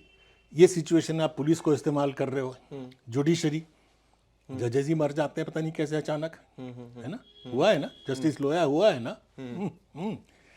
अच्छा, और जुडिशरी की तो जितना कम बोले अभी तो उतना ही अच्छा है। अच्छा, ब्यूरोक्रेसी खरीद ली सारी। तो इस सिचुएशन में क्या कर सकता है आदमी? इस सिचुएशन में अगर कांग्रेस पार्टी, राहुल गांधी एक भारत जोड़ो यात्रा करता है, 4000 किलोमीटर चलता है, सड़कों पे चलता है, रिस्क लेता है, तो क्या ये क्या रेजिस्टेंस नहीं है? सर मतलब जहां पे आप सब कुछ आपके खिलाफ है और कोई रास्ता नहीं है कांग्रेस के पास, यही रास्ता है, मूवमेंट खड़ी करनी पड़ेगी, कोशिश कर रहा है। उसका तो एप्रिसिएशन है कि वो लीडर जो भाई हैं वो डायरेक्ट लोगों के पास गए, बिल्कुल रोड पे गए, जा भी रोड पे अगर जाके बात कर रहे हैं तो उसका लोगों ने उनको एक वो भी तो दिया है, उनका सीट भी तो आई है, एक उनकी क्रेडिबिलिटी भी तो बढ़ी है। उनको वो लोग पहले पप्पू कहते थे, पप्पू नहीं कहते, कम से कम उनको सीरियस तो लेते हैं। पर मैं एक राजनीतिक पार्टी की बात कर रहा हूँ कि एक राजनीतिक पार्टी के कुछ दायित्व होते हैं, मैं बिल्कुल हिंदी में कहूँ, कुछ जिम्मेदारियां होती हैं। क्या कांग्रेस पार्टी आज के दिन वो निभाने में सक्षम है? देखो, ये कहना कि कांग्रेस पार्टी में राहुल गांधी के सिवा और कोई लीडर ही नहीं है या केपेबल लोग नहीं है, ये सही बात नहीं है। कोशिशें भी होती हैं, पर जो एक सिस्टम बनाया हुआ है, इस सिस्टम में इनको सक्सेसफुल होना बड़ा मुश्किल है ना। इलेक्शन जीत भी जाते हैं फिर भी हार जाते हैं, पर है सर, कि नहीं? आपने वो खरीद लिए आंसर- जाते हैं, आंसर- अब क्या करोगे? आपने आंसर अगर तो दिया उस आपने बात का। आपके एमएलए को कोई खरीद ही बहुत लेता अच्छा है। आंसर तो दिया उस बात का कि आप ऑल्टरनेट क्या है, डायरेक्ट लोगों के पास जाना, आपने बताया तो अभी। बाहर जैसे भारत जोड़ के आपने बात करी कि भाई आप डायरेक्ट लोगों के पास चले जाओ, डायरेक्ट लोगों के पास जाओ और उनसे कहो कि अगर आपका एमएलए बिक गया तो हम उसको पीटेंगे, या पीटेंगे तो नहीं होना चाहिए क्योंकि वायलेंस से हम बिल्कुल खिलाफ हैं, पर उनको बिल्कुल घर निकाला कर देंगे, हैं, क्योंकि यही तो हो रहा है। अब जहाँ जीत भी जाते हैं, क्योंकि जो मनी पावर जो है, ये ऐसे ही नहीं कि जो बड़े बड़े डबल एज जो हैं हमारे, है ना, लाखों करोड़ों। अब बताइए, जो सरकार 20 लाख करोड़ माफ कर देती है बड़े बड़े बिजनेसमैन के, तो उनको 2-4 लाख करोड़ वापस देने में क्या है? कुछ भी नहीं। 15-20 तो फिर भी ऑब्वियस है, ये तो ऑब्वियस है। तो ये जहां पे ये हो रहा है और दूसरों के पास पैसे ही नहीं है। अब मैं तो हम भी ट्रैवल करते हैं आपकी तरह लेक्चर देने के लिए इधर उधर। ये नहीं है कि आप जो कह रहे हैं कि इंटेलेक्चुअल कुछ नहीं करते। हर तीसरे दिन मैं कहीं ना कहीं जाके लेक्चर दे रहा हूँ। मैं अब आपकी इस बात के ऊपर एक बात कहना चाहता हूँ। इंटेलेक्चुअल ट्रैवल करते हैं, उसी दिमाग के लोगों में जाके ट्रैवल करके पांच सिटीज में जाके बात बता देते हैं। कोशिश वही 100-200 आदमी हैं उस सिटी के जो नेहरू को सुनना चाहते हैं, वहीं पे जाके उनको आपने दिल बहला दिया, दिल्ली में बैठ के आपने बता दिया। वो तो है ही आपके ऑलरेडी, मैं तो ये कह ही रहा हूँ। वो तो आपके लोग हैं ही। जवाहर भवन में आपने बुक लॉन्च करी, वहां पे 200-500 आदमी थे, वो ऑलरेडी वो हैं जो मानते हैं सारी बातों को। नया कौन है जो जिनको आप ये बात बता के आ रहे हो? तो नए तक कैसे पहुंचा जाए? मैंने सर आपको बताया, इंफॉर्मेशन के ऊपर में आज के जो डिजिटल प्लेटफॉर्म्स हैं उनके ऊपर आप लोग नहीं हो, वहां पे आप क्यों नहीं जाते? या फिर आप एक और भी है, मैं काफी लोगों से जो डिजिटल प्लेटफॉर्म्स हमारी बात सुनते हैं वहाँ पे हैं, जैसे आप हो तो हम आपके साथ हैं। नहीं, एक सेकंड, मैं इस पे और ऐड ऑन करता हूँ कि कई प्रोफेसर्स और वो कहते हैं कि यार हमारा काम है लिखना है, लिख दिया ये ठीक है, और दूसरा अब रिटायर हो गया, यार कौन यूट्यूब पे जाए, कौन क्या करे, यार थोड़े वो लेथार्जिक हो जाते हैं। ये गलत है, ऐसा नहीं होना चाहिए। ये हमारी जिम्मेदारी है। ये हमारे इंटेलेक्चुअल्स की रीढ़ की हड्डी फिर से डालनी पड़ेगी। इसी तरह भारत देश आज़ाद हुआ था, इंटेलेक्चुअल्स ने शुरू किया था। 150 लोगों ने रिस्क लिया। 150 लोगों ने से शुरू हुआ था भारत का आज़ादी का आंदोलन, जो कि दुनिया में सबसे बड़ा मास मूवमेंट कहा जाता है, जिसमें इतने लाखों करोड़ों लोगों ने हिस्सा लिया था। शुरू ऐसे ही 10-15 लोगों से होता है जिनकी रीढ़ की हड्डी बिल्कुल तगड़ी होती है। एक चीज़ और, नेहरू 9 साल जेल में रहे और आपने वहाँ इसमें मेंशन भी किया है कि किताबें लिखी उन्होंने। नेहरू ने तो मौलाना आजाद से पूछ पाछ की किताबें लिखी थी, उनका खुद का ही टेम्परामेंट इतना हाई था। देखो ये सब यही तो मैं ना यही ना गॉसिप लेवल पे ले आते हैं हर चीज़ को, हैं। नेहरू ने डिस्कवरी ऑफ इंडिया में खुद लिखा है कि मैं फॉर्चुनेट था कि जेल में मेरे साथ इतने कैदी थे जो इतने बड़े बड़े पंडित थे। सिर्फ मौलाना नहीं, उन्होंने औरों का नाम लिया, आचार्य कृपलानी का नाम लिया, कई लोग कृपलानी वाज देयर। हैं। तो जो जो जेल में थे वो सबसे सबसे सीखते थे। पर ये कहना कि क्या किसी और ने कोई ऐसी किताब लिखी है इस लेवल की? ये तो है। ये कहना कि जो नेहरू जी ने जो डिस्कवरी ऑफ इंडिया लिखी ना जेल में बैठ के, उसका जो मैन्युस्क्रिप्ट है, हाथ से लिखते थे ना उस वक्त, कंप्यूटर तो था नहीं, हाथ से। टाइपराइटर भी नहीं था उनके। जेल में देगा भी कौन उनको? तो जो हाथ से लिखा हुआ जो मैन्युस्क्रिप्ट है वो नेहरू मेमोरियल म्यूजियम में, अब जो कि इस सरकार ने गायब ही कर दिया। अब नेहरू मेमोरियल म्यूजियम कोई चीज़ नहीं है, है ना। मिनिस्टर्स। हाँ, प्राइम मिनिस्टर म्यूजियम है जहाँ पे मोदी के साथ आप फोटो खिंचवाइए। नेहरू जी गायब हो गए उसमें, छोटा सा एक कोने में चले गए, पर उस कोने में अगर आप जाएं तो वो मैन्युस्क्रिप्ट देख सकते हैं। हाथ से लिखा हुआ है, वर्चुअली नो करेक्शन, इतनी मोटी किताब। एक इंटेलेक्चुअल पावर चाहिए उसके लिए, है ना। जेल में बैठ के कोई रेफरेंस नहीं, कोई लाइब्रेरी नहीं मेरी तरह है। तो एक ही वॉज एक्सेप्शनली ब्रिलियंट, इसमें तो कोई डाउट ही नहीं है कि बहुत ही ज़्यादा एक्सेप्शनली ब्रिलियंट थे, जो गांधी जी भी मानते थे, आइंस्टाइन भी मानते थे, बड़े बड़े लोग नेहरू जी को लाइट ऑफ मानते थे। एशिया जो आपने किसने कहा? चर्चिल ने कहा। इनके दुश्मन भी मानते थे, वाजपेयी भी मानते थे। वाजपेयी का स्टेटमेंट भी मैंने कोट किया है। क्या कहते हैं कि मतलब ऐसा आदमी फिर से पार्लियामेंट में आएगा कभी, मुझे विश्वास नहीं है होता, है ना। सर थोड़ा क्रिटिक करते हैं नेहरू की, इसलिए पूछा मैंने एक question. Don't you think he was self obsessed? Bharat Ratna भी दे दिया उन्होंने खुद को ही। He was not self obsessed. इसी मुझे कल किसी ने पूछा कि वो प्रिविलेज से आए थे, उसका फायदा उठाया, करिश्मा का फायदा उठाया। उल्टा, उनकी काफ़ी पढ़ाई लिखाई विदेश में हुई, इंग्लैंड में हुई, स्कूल से लेके कॉलेज वगैरह सब कुछ है। और आके उन्होंने क्या शुरू किया? सबसे पहले तो उन्होंने शुरू किया, सबसे पहला काम किया क्या? यूपी के गांव में जा गए। इस वहाँ का जो किसान आंदोलन था यूपी में 1920 से, किसान आंदोलन के साथ जुड़े। वो जो कहते हैं ना अपनी डिस्कवरी में, और एक ग्रुप को उन्होंने कहा था कि कुछ लोग इकट्ठे किए, उनको पूछा तुम बताओ भारत माता कौन है? तो कोई कहता है मिट्टी, कोई कहता है कुछ, कोई कहता है कुछ। फिर उन्होंने कहा नहीं, भारत माता तुम हो, लोग, आम। तो वो आम आदमी से जुड़े और कोशिश किया कि ये जो मेरा प्रिविलेज विविलेज है ना, इससे मैं नहीं आगे बढ़ूं। पहले तो मैं इस देश को समझूं, है ना। जो डिस्कवरी ऑफ इंडिया लिखी, इतना ऐसी किताब आज तक हमारे पास नहीं है जो कि इंडस वैली सिविलाइजेशन से लेके मोहनजोदाड़ो से लेके अभी तक की हिस्ट्री, उसमें ऋग्वेद की हिस्ट्री है, उपनिषद की हिस्ट्री है, गौतम बुद्ध की हिस्ट्री है, जैनिज्म की हिस्ट्री है, सूफी ट्रेडिशन की, अमीर खुसरो की हिस्ट्री है, सारा एक किताब के अंदर लिख देना।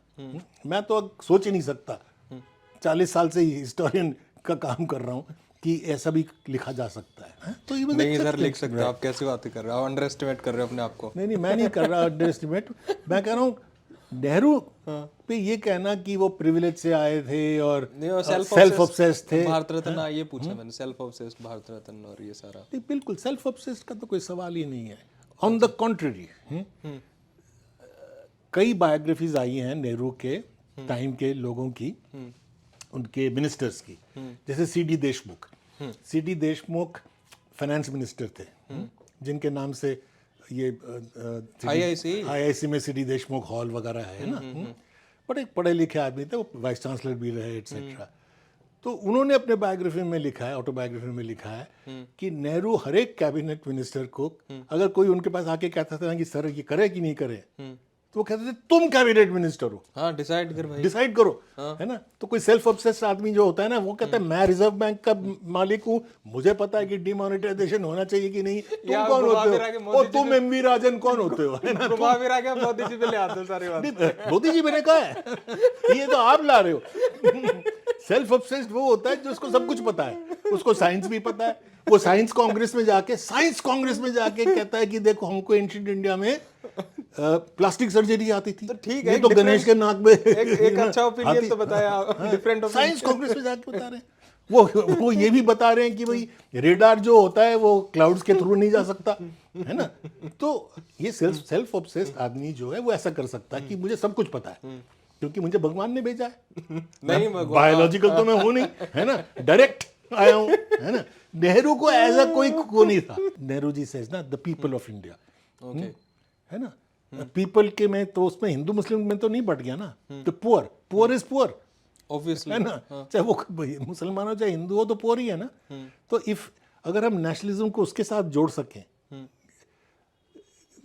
गरीबों के साथ, जो कि शुरू से दादा भाई नारोजी हमारे सबसे पुराने नेशनलिस्ट लीडर थे, स्टार्टिंग के, उनकी पहली किताब क्या है, poverty and un British rule in India, किताब का टाइटल ही है, इसमें है वो, है ना। मैं जिक्र किया उसका, आरसी दत्त पढ़ लो, ये सब 19वीं शताब्दी में लिख रहे हैं सारे, राणा डे, जीवी जोशी, दादा भाई नारोजी, आरसी दत्त, ये सब ये पुअर को लेके साथ में चलने वाली जो बात है, पुअर, दलित।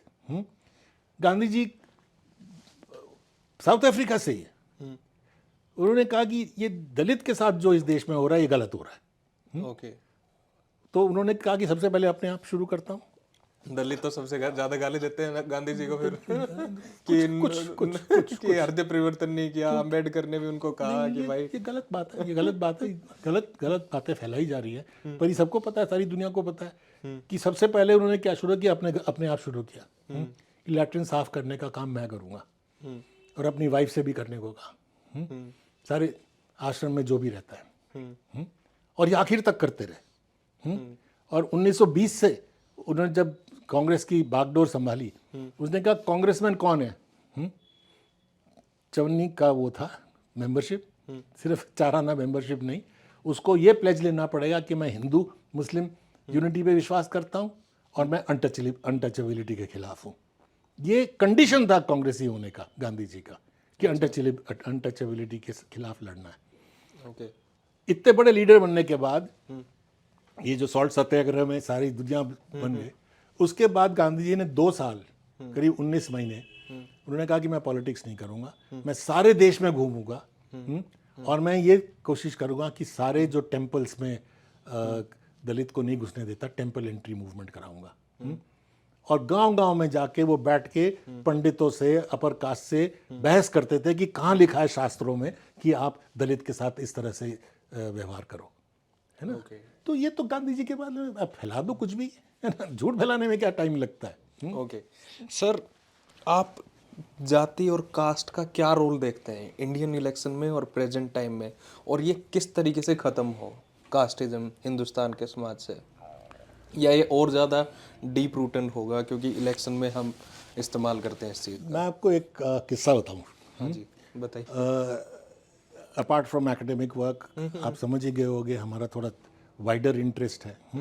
तो हम सोशल एक्टिविस्ट के साथ भी काम करते रहे थे। तो ये शांता सिन्हा का नाम आपने देखा होगा इसमें।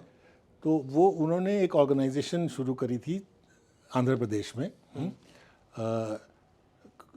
फाउंडेशन था MVF फाउंडेशन, जहाँ पे उनका मेन ऑब्जेक्टिव था कि जो बच्चे बॉन्डेड लेबर हैं, जो कि बंधुआ मजदूर जो होते हैं ना, कि बाप ने 200 रुपये का उधार ले लिया, वापस नहीं कर पाया, तो फिर जिस जमींदार से उधार लिया उसको अपना बेटा दे दिया कि ये काम करेगा, और सारी जिंदगी वो उसका बंधुआ बन गया।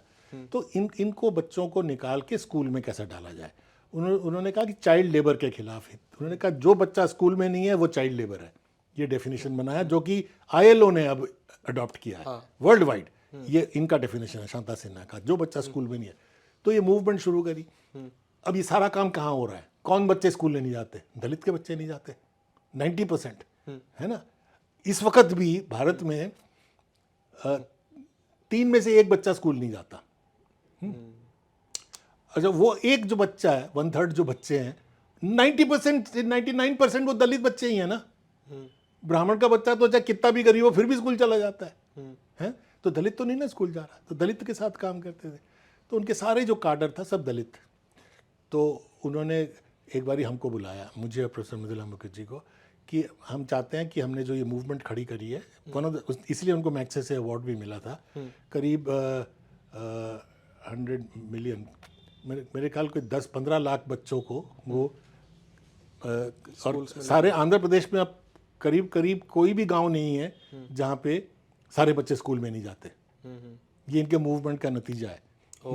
है तो बहुत बहुत बड़ा काम किया उन्होंने। तो उन्होंने कहा कि ये सारे जो हमारे काडर हैं जो मूवमेंट करते हैं दलित बच्चे, इनके साथ हम चाहते हैं कि अब एकेडमिक्स के साथ एक इंटरेक्शन हो। तो उन्होंने एक पूरी सेमिनार कराई बड़े हॉल में बैठ के, और पूरी इज्जत के साथ सेमिनार हुआ कि वो हमसे सवाल पूछेंगे, हम उनसे सवाल पूछेंगे। हम भी चाहते थे ये कि सवालों का जवाब तो जनता से ही आती है। जवाहरलाल नेहरू ने भी यही सीखा था कि जनता से सवाल, गांधी जी भी यही कहते थे कि सवाल के जवाब वहीं से आएंगे।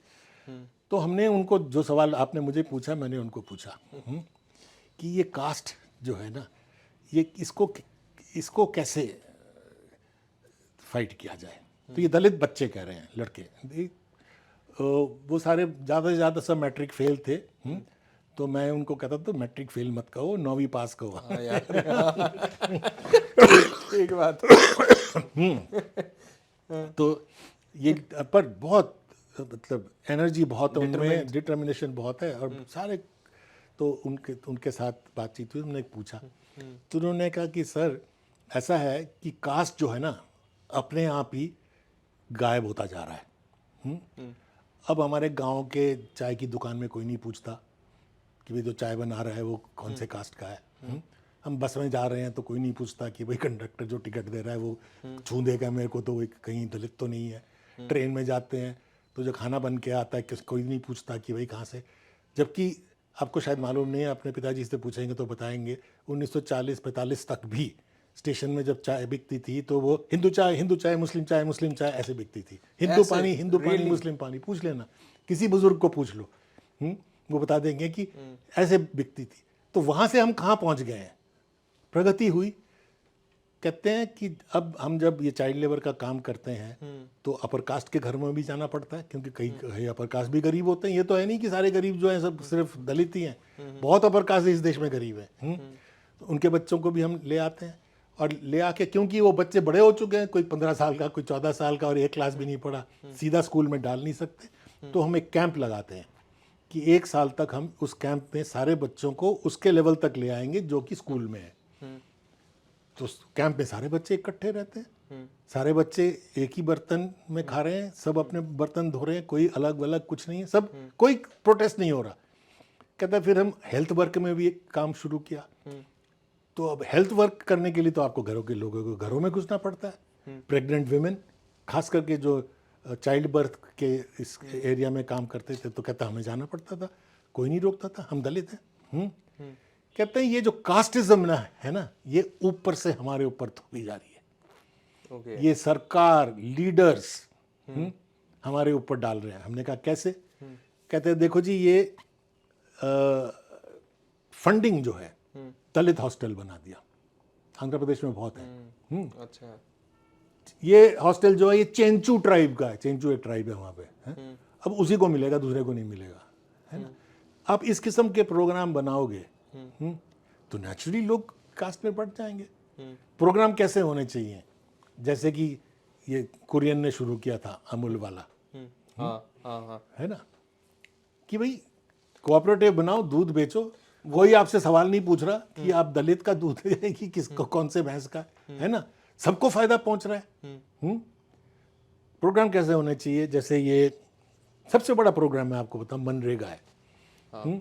मनरेगा में सबसे ज्यादा फायदा किसको पहुंच रहा है? मनरेगा क्या कहता है कि भाई जिसको कोई काम नहीं मिलता उसको हम, सरकार के पास जाएगी तो उनको काम देना ही पड़ेगा, इतने 100 दिन के या 200 दिन के जो को उसको काम देना पड़ेगा, 28,000 के आसपास उनको पैसे उनको काम देना ही पड़ेगा। अच्छा, किसके पास काम नहीं है? जिसके पास जमीन नहीं है ना। किसके पास जमीन नहीं है? दलित के पास जमीन नहीं है। तो कौन सबसे ज्यादा फायदा उठा रहा है? दलित उठा रहा है।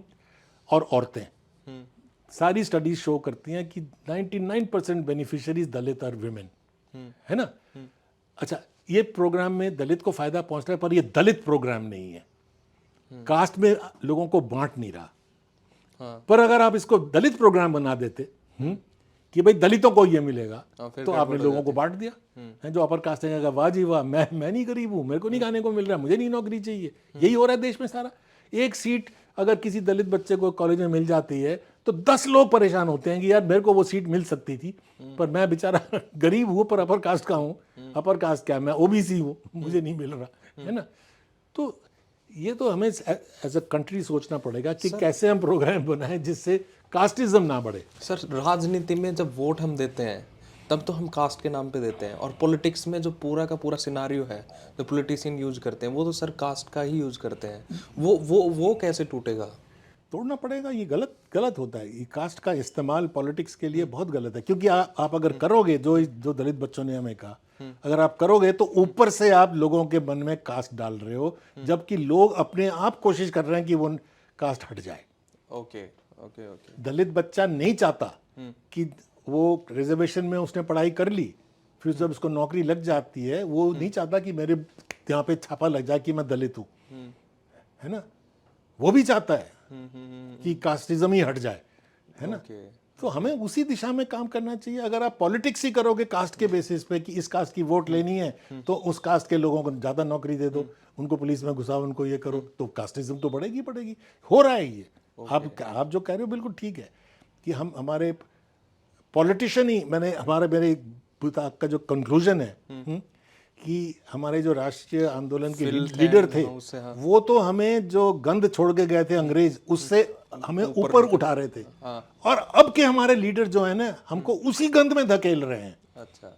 आपस में हेट्रेड, अंधविश्वास, अनसाइंटिफिक टेम्पर, वही सारी चीजें हैं कि गोमूत्र और गोबर और ये सब करो, गंगा में डुबकी मारो तो कोरोना नहीं काटेगा तुम्हें, टॉर्च जलाओ छत में, गो कोरोना गो कोरोना बोलो, घंटियां बजाओ, हैं। सोच सकते हो गांधी जी नेहरू कह रहे हैं कि जाओ चलो भाई सब घंटियां बजाओ, हैं, बैठ के या टॉर्च जलाओ, हैं, और बीमारी निकल जाएगी। ये देश यहाँ पहुंचता फिर। बट सर इवन गांधी का भी एक जगह हम क्रिटिसिज्म देखते हैं, जैसे टैगोर करते हैं कि जब बिहार में एक बार अर्थक्वेक आया तो गांधी बोलते हैं कि अर्थक्वेक यहाँ पे इसलिए आया क्योंकि अनटचेबल्स के साथ ये गलत एक तरीके से व्यवहार हो रहा है उनके साथ। इसका काफ़ी क्रिटिसिज्म हुआ है गांधी जी पे कि ये जो है ये कहना गलत है? पर ये भी सोचिए कि गांधी जी, अगर आई एग्री विद यू कि ये ठीक नहीं आर्ग्यूमेंट था, है कि नहीं करना चाहिए था, पर किस लिए इस्तेमाल कर रहे हैं? इसलिए कि भाई अनटचेबिलिटी हटे। मतलब अगर थोड़ा बहुत अनसाइंटिफिक एक, या गांधी जी एक्चुअली भगवान पे बहुत ज़्यादा विश्वास करते थे, है ना। तो अगर वो उस विश्वास को अगर उन्होंने एक भलाई के लिए इस्तेमाल किया, ये कि भी अनटचेबिलिटी हट जाए, नहीं तो तुम्हारे यहाँ पे वो हो जाएगा, क्या हो जाएगा, क्या भूचाल हुआ था, क्या हुआ था, अर्थक्वेक। हाँ वही भूचाल हो जाएगा, भूकंप। भूचाल भी कहते हैं शायद, हैं, भूचाल, आंधी तूफान को। अच्छा हाँ, तो भूकंप हो जाएगा। तो अगर उन्होंने कहा भी तो उसका इंटेंशन तो कम से कम बहुत सुपीरियर था। हालांकि मेरे हिसाब से तो नहीं कहना चाहिए कि भाई भूकंप जो है वो भगवान डिसाइड करते हैं कब कहाँ पे क्या होगा, बट ठीक है। सर एक और आता है, जैसे एक और चीज देखते हैं हम कि 1931 में जो कराची रेजोल्यूशन जो पास हुआ कांग्रेस में, उसमें एक पॉइंट ये आता है कि right to free and compulsory education मिलने, correct every child under 14 years. Correct.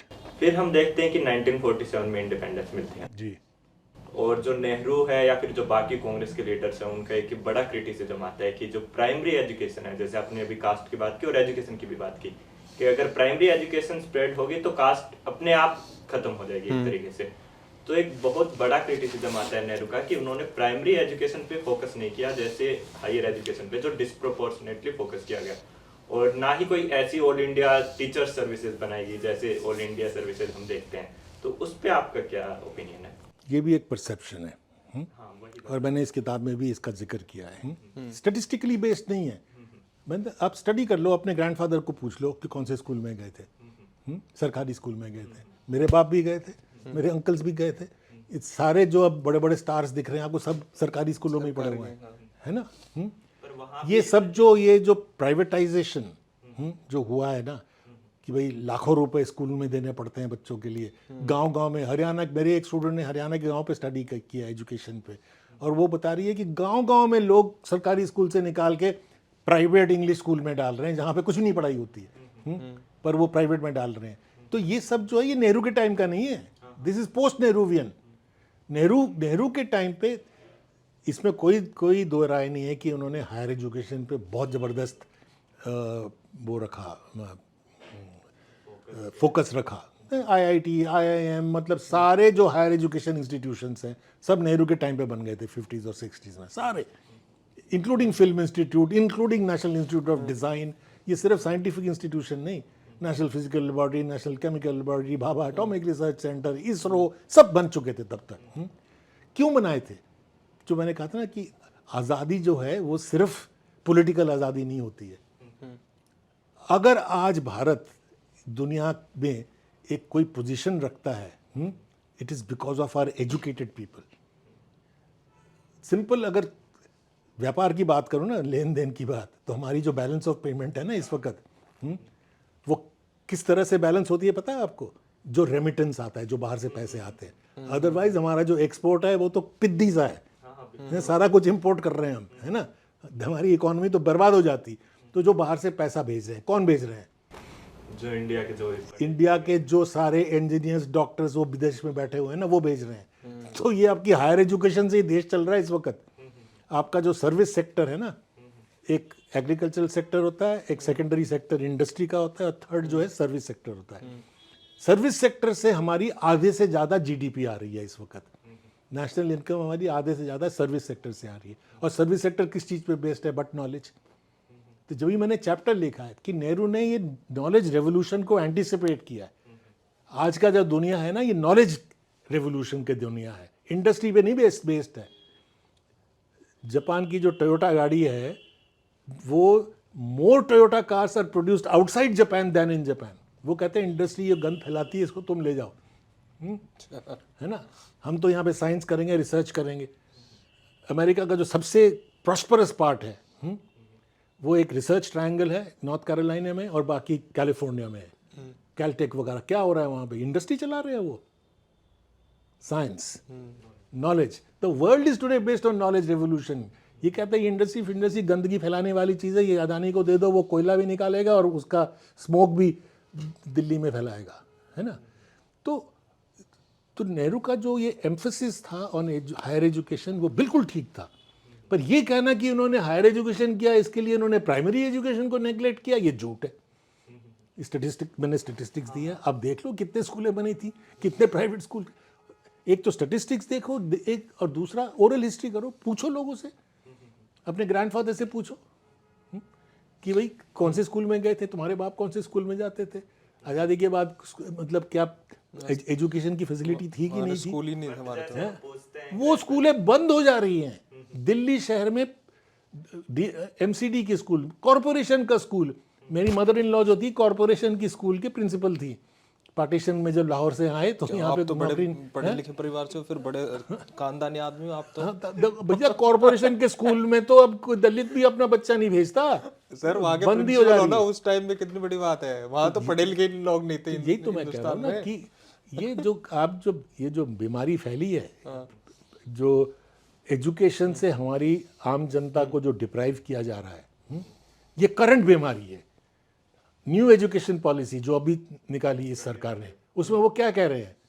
Privatise करो एजुकेशन को, प्राइवेटाइज करो, फीस से पैसा निकालो। मेरी यूनिवर्सिटी, अगर जेएनयू नहीं होता तो मैं और मेरे जैसे ना हजारों लोग, एजुकेशन नहीं होती हमारी।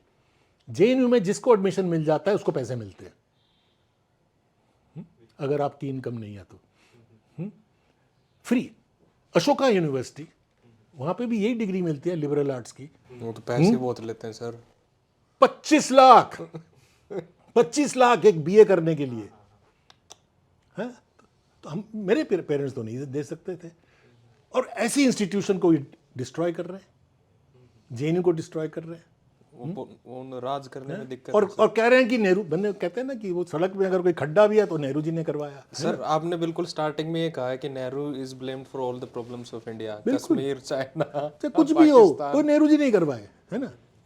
अरे भैया, अगर चाइना ने अटैक किया तो उस वक्त अपोजिशन ने कहा कि भाई इस पर डिबेट हो जाए, तो नेहरू ने पार्लियामेंट का सेशन स्पेशल करवाया, हाँ करवाया था एक करवाया कि चलो चाइना को डिस्कस करो, मैं जवाब देता हूँ। घंटों बैठ के उन्होंने जवाब दी है। अब आप चाइना का नाम लो तो कहता है वो तो आपको रेज नहीं करने देते इशू। चाइना आपके अंदर घुसी बैठी है और आप पार्लियामेंट में डिस्कस नहीं कर सकते। आप अदानी का नाम नहीं ले सकते पार्लियामेंट में। वो दुनिया भर अमेरिकन ने उस पर अरेस्ट वारंट कर दिया है और आप उसका नाम ही नहीं ले सकते। लाखों करोड़ का घूस का इंजाम है, लिस्ट मिल गई है कि कौन से अधिकारी को कितना पैसा दिया गया, कितने करोड़ दिए गए, आप डिस्कस ही नहीं कर सकते। और नाम लगा दो जवाहरलाल नेहरू का। नेहरू के टाइम पे भी डालमिया के खिलाफ ऐसा एक केस था। तो पार्लियामेंट में रेज हुआ, खूब डिस्कशन हुई और फाइनेंस मिनिस्टर रिजाइन भी कर गए, है ना। तो नेहरू से कंपेयर करें तो जो असलियत है उससे कंपेयर करिए ना, झूठे नेहरू से मत कंपेयर करिए। सर एक बड़ा कुछ पूछना है या मैं? हाँ, actually I was watching one of your lectures. सारे लेक्चर सुन लिए सर हमने आपके। Thankful to you.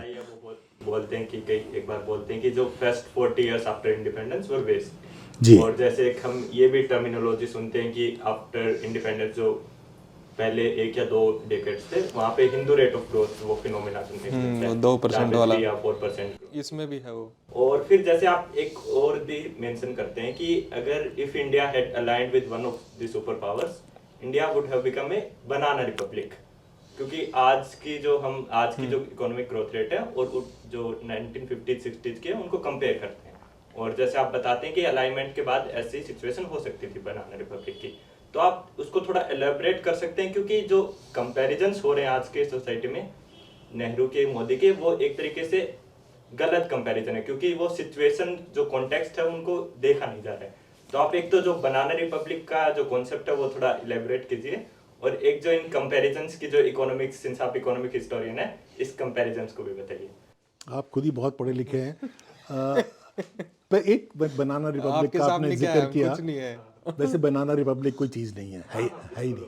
ये एक अमेरिकन शॉर्ट स्टोरी राइटर होते थे ओ हेनरी। तो ओ हेनरी ने ये अपनी एक शॉर्ट स्टोरी में एक इमेजिनेशन किया, बनाना रिपब्लिक मतलब एक देश जहाँ पे एक ही चीज़ वो बनाएंगे और उसी पे डिपेंडेंट हो जाएंगे, है ना। जैसे अगर कॉन्गो है तो वो कॉपर बनाएगा, ये बनाएगा, तो वो सिंगल कमोडिटी डिपेंडेंस जो होती है और जो कि एक फॉरेन पावर उसको कंट्रोल करता है, उसको बनाना रिपब्लिक कहते हैं।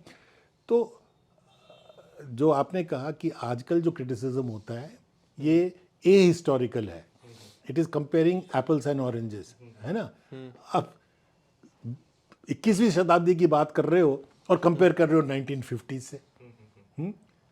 अगर 2014 में वो कहाँ से शुरू करते हैं, कौन सी सीढ़ी से शुरू कर रहे हैं, और 1950 में कौन सी सीढ़ी से शुरू कर रहे हैं, तो आप कैसे कंपेयर कर सकते हो। 1950 में एवरेज लाइफ एक्सपेक्टेंसी मतलब एक इंसान भारतवर्ष में कितनी उम्र तक जी सकता है, एवरेज पता है क्या था? 30 साल से भी कम। मतलब गरीब आदमी किस उम्र में मरता था? 10, 15, 20। 30 में तो एवरेज में सभी मर जाते थे।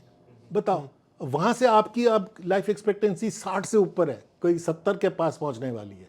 65 साल की तो आपने रिटायरमेंट कर दी। अब 65 तक तो जिएगा ही, है ना। तो कम से कम तो मतलब जिएगा नहीं, काम करेगा 65 तक, उसके बाद 15-20 साल और जिएगा, है ना। तो उसको और इसको कंपेयर करना तो एक गलत बात है। पर ये जो हमारा करंट रेट ऑफ ग्रोथ है, ये पॉसिबली इसलिए हो पाया कि ये नेहरूवियन पीरियड में हमने एक बेस तैयार करी। अगर वो बेस नहीं तैयार करते और हम हमारी इकोनॉमी को खोल देते दुनिया के साथ, तो वो पूरा वेस्टर्न कैपिटल जो है डोमिनेट कर जाता। हम ना कोई चीज़ अपनी बना सकते थे, जैसा पहले था वही होना था। एक न्यू कॉलोनियल सिचुएशन या बनाना रिपब्लिक उसको ही कहते हैं, टोटल डोमिनेशन फ्रॉम आउटसाइड। उससे बचाने के लिए सिर्फ इंडिया नहीं, जितने भी देश इंडिपेंडेंटली अपनी इकोनॉमी बनाए हैं, चाइना ने किया। जैसे डेंग ज़ाओपिंग ने चाइना को खोल दिया 78 में, हमने 1991 में खोला।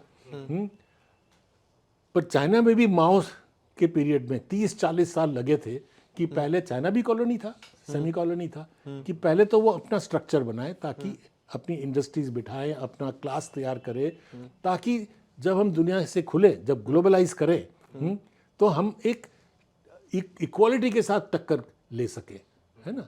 तो नेहरू का रोल ऐसे देखना चाहिए। पहली बात तो ये। दूसरी बात ये कहना, ये हिंदू रेट ऑफ ग्रोथ तो एक इकोनॉमी राज कृष्णा ने कॉइन कर दिया था, तो बात फैल गई। 3 to 4 अबाउट 4% था नेहरू के पीरियड में। इनिशियल पीरियड जहाँ से आप जब शुरू करते हो, ये 4% rate of growth was phenomenal by global standards. Japan से कंपेयर करो, यूएसए से, इंग्लैंड से, कि उनके इनिशियल पीरियड में। तो वो देखना है ना आपको, क्या कंपेयर करना है। How can you compare 1950s India with 1950s England, है ना। इंग्लैंड की इंडस्ट्रियल रेवोल्यूशन होती है अर्ली 18th सेंचुरी में, 200 साल आगे है वो आपसे, है ना। तो ये कैसा रेस हुआ, है ना, है ना। तो अगर आप उससे कंपेयर करोगे तो 1950s फर्स्ट 15 ईयर्स में फिनोमिनल ग्रोथ है नेहरू के पीरियड में। और सिर्फ ग्रोथ नहीं है, स्ट्रक्चर बदल दिया आपने। जो मैंने कहा ना कि 1950 में तो आपको सब कुछ इंपोर्ट करना पड़ रहा है, सुई तक नहीं बनाते हो। ये जो मशीन टूल्स जिनको कहते हैं, जैसे कि प्लायर्स, रेंच, गडोर, क्या हमारे नहीं बनते थे, ये भी इंपोर्ट होते थे सारे। अच्छा, ये जो जी, एक प्लायर्स तक नहीं बनाते थे हम। अच्छा, पेचकस, सॉरी सर, पूछो अपने भाई, करो ना। अगर आपके पुराना घर है अगर कहीं आपका, तो अभी पुराने घर में अपने, हाँ, तो वहाँ पे अपने पुराने गराज में जाके देखोगे तो अभी भी वही इम्पोर्टेड ही मिलेंगे आपको। अच्छा, पहले गंगा पार करना होता था ना बिहार में, तो अभी थोड़े साल पहले गया था जबकि ब्रिज भी नहीं बनी थी, तो एक स्टीमर में क्रॉस करना पड़ता था। आपको अगर गया जाना है पटना से, पटना के साथ ही नदी पार करने के लिए, वो स्टीमर भी जो है वो इंग्लैंड का बना हुआ। कुछ भी नहीं था जी, हम क्या बनाते थे, कुछ भी नहीं बनाते थे। क्योंकि हमारी सारी इंडस्ट्री डिस्ट्रॉय हो चुकी थी, अंग्रेजों ने करी थी। ये नहीं कि पहले नहीं बनाते थे। India was the biggest exporter of textiles in the world in the 18th century. पर 20th सेंचुरी तक हमारी सारी कैपेसिटी इन्होंने डिस्ट्रॉय कर दी थी। तो नेहरू का जो रोल था, एक तो ग्रोथ बहुत फास्ट करी, और दूसरी ग्रोथ मतलब हमारे इकोनॉमी का स्ट्रक्चर बदल दिया, from a colonial structure to an independent structure. तीसरा जो एक और झूठ फैलाया जाता है कि नेहरू जी ने इंडस्ट्री तो कर दी जी, अब तो मानना ही पड़ता है क्योंकि सारी इंडस्ट्री तो नेहरू के टाइम पे ही हुई थी ना। इंडस्ट्री तो करी जैसे ना, हायर एजुकेशन तो कर दी जी, पर प्राइमरी नहीं करी, है ना। अच्छा, तो इंडस्ट्री कहते, इंडस्ट्री तो कर दी जी, पर एग्रीकल्चर नहीं करी। ये भी झूठ है। सारा जो लैंड रिफॉर्म होता है, भूमि सुधार, नेहरू के पीरियड में होता है। सारा जमींदारी सिस्टम, मतलब ये 15-15 हज़ार किले मतलब एकड़ जो वाले जमींदार गायब। पर आपको इन 7 years टाइम 1957 तक उसके लिए कॉन्स्टिट्यूशनल अमेंडमेंट भी करना पड़ा, क्योंकि सारे कोर्ट चले गए जमींदार। बट सर ये इम्प्लीमेंट तो नहीं हुए हैं। कई जगह आप कहाँ, कौन सी जगह? मैं भी सारा बिहार घूम के आया। लैंड सीलिंग्स की जो आप बात कर रहे हो एक तरीके से, तो कितने बेनामी संपत्ति करके कितने हैं, कहाँ, मुझे दिखाना कभी, है? ये इस पे बहुत स्टडीज हुए हैं। अभी जो आपको लार्ज होल्डिंग्स मिलेंगे ना, वो उन लोगों के हैं, जैसे मैं पंजाब की बात कर रहा हूँ जहाँ पे बहुत लार्ज। मैं एक सिख, जिसको मजहबी सिख कहते हैं, दलित सिख, वो इंसिस्ट कर रहा था कि आप मेरे घर चलो। अच्छा, तो मैंने कहा पता नहीं कर रहा, तो गांव ले गया। घर पैलेस की तरह है, तो 2 मंजिला घर, ऊपर एरोप्लेन। पंजाब में बड़ा शौक है ना, सब घर के ऊपर टंकी को प्लेन बनाते हैं, सब कुछ था उसका, है। तो मैंने कहा तेरे पास इतनी कैसे ज़मीन आई, तुम्हारे पास कितनी ज़मीन है? कहते मेरे पास तो 3-4 किले हैं, 3-4 एकड़ है। तो मैंने कहा ये बागी कहाँ से आ गई? वो आलू की खेती करता है, वो इनको पेप्सी को बेचने के लिए आलू की सीड्स बनाता है। तो कि बाकी तो मैंने लीज इन कर लिया।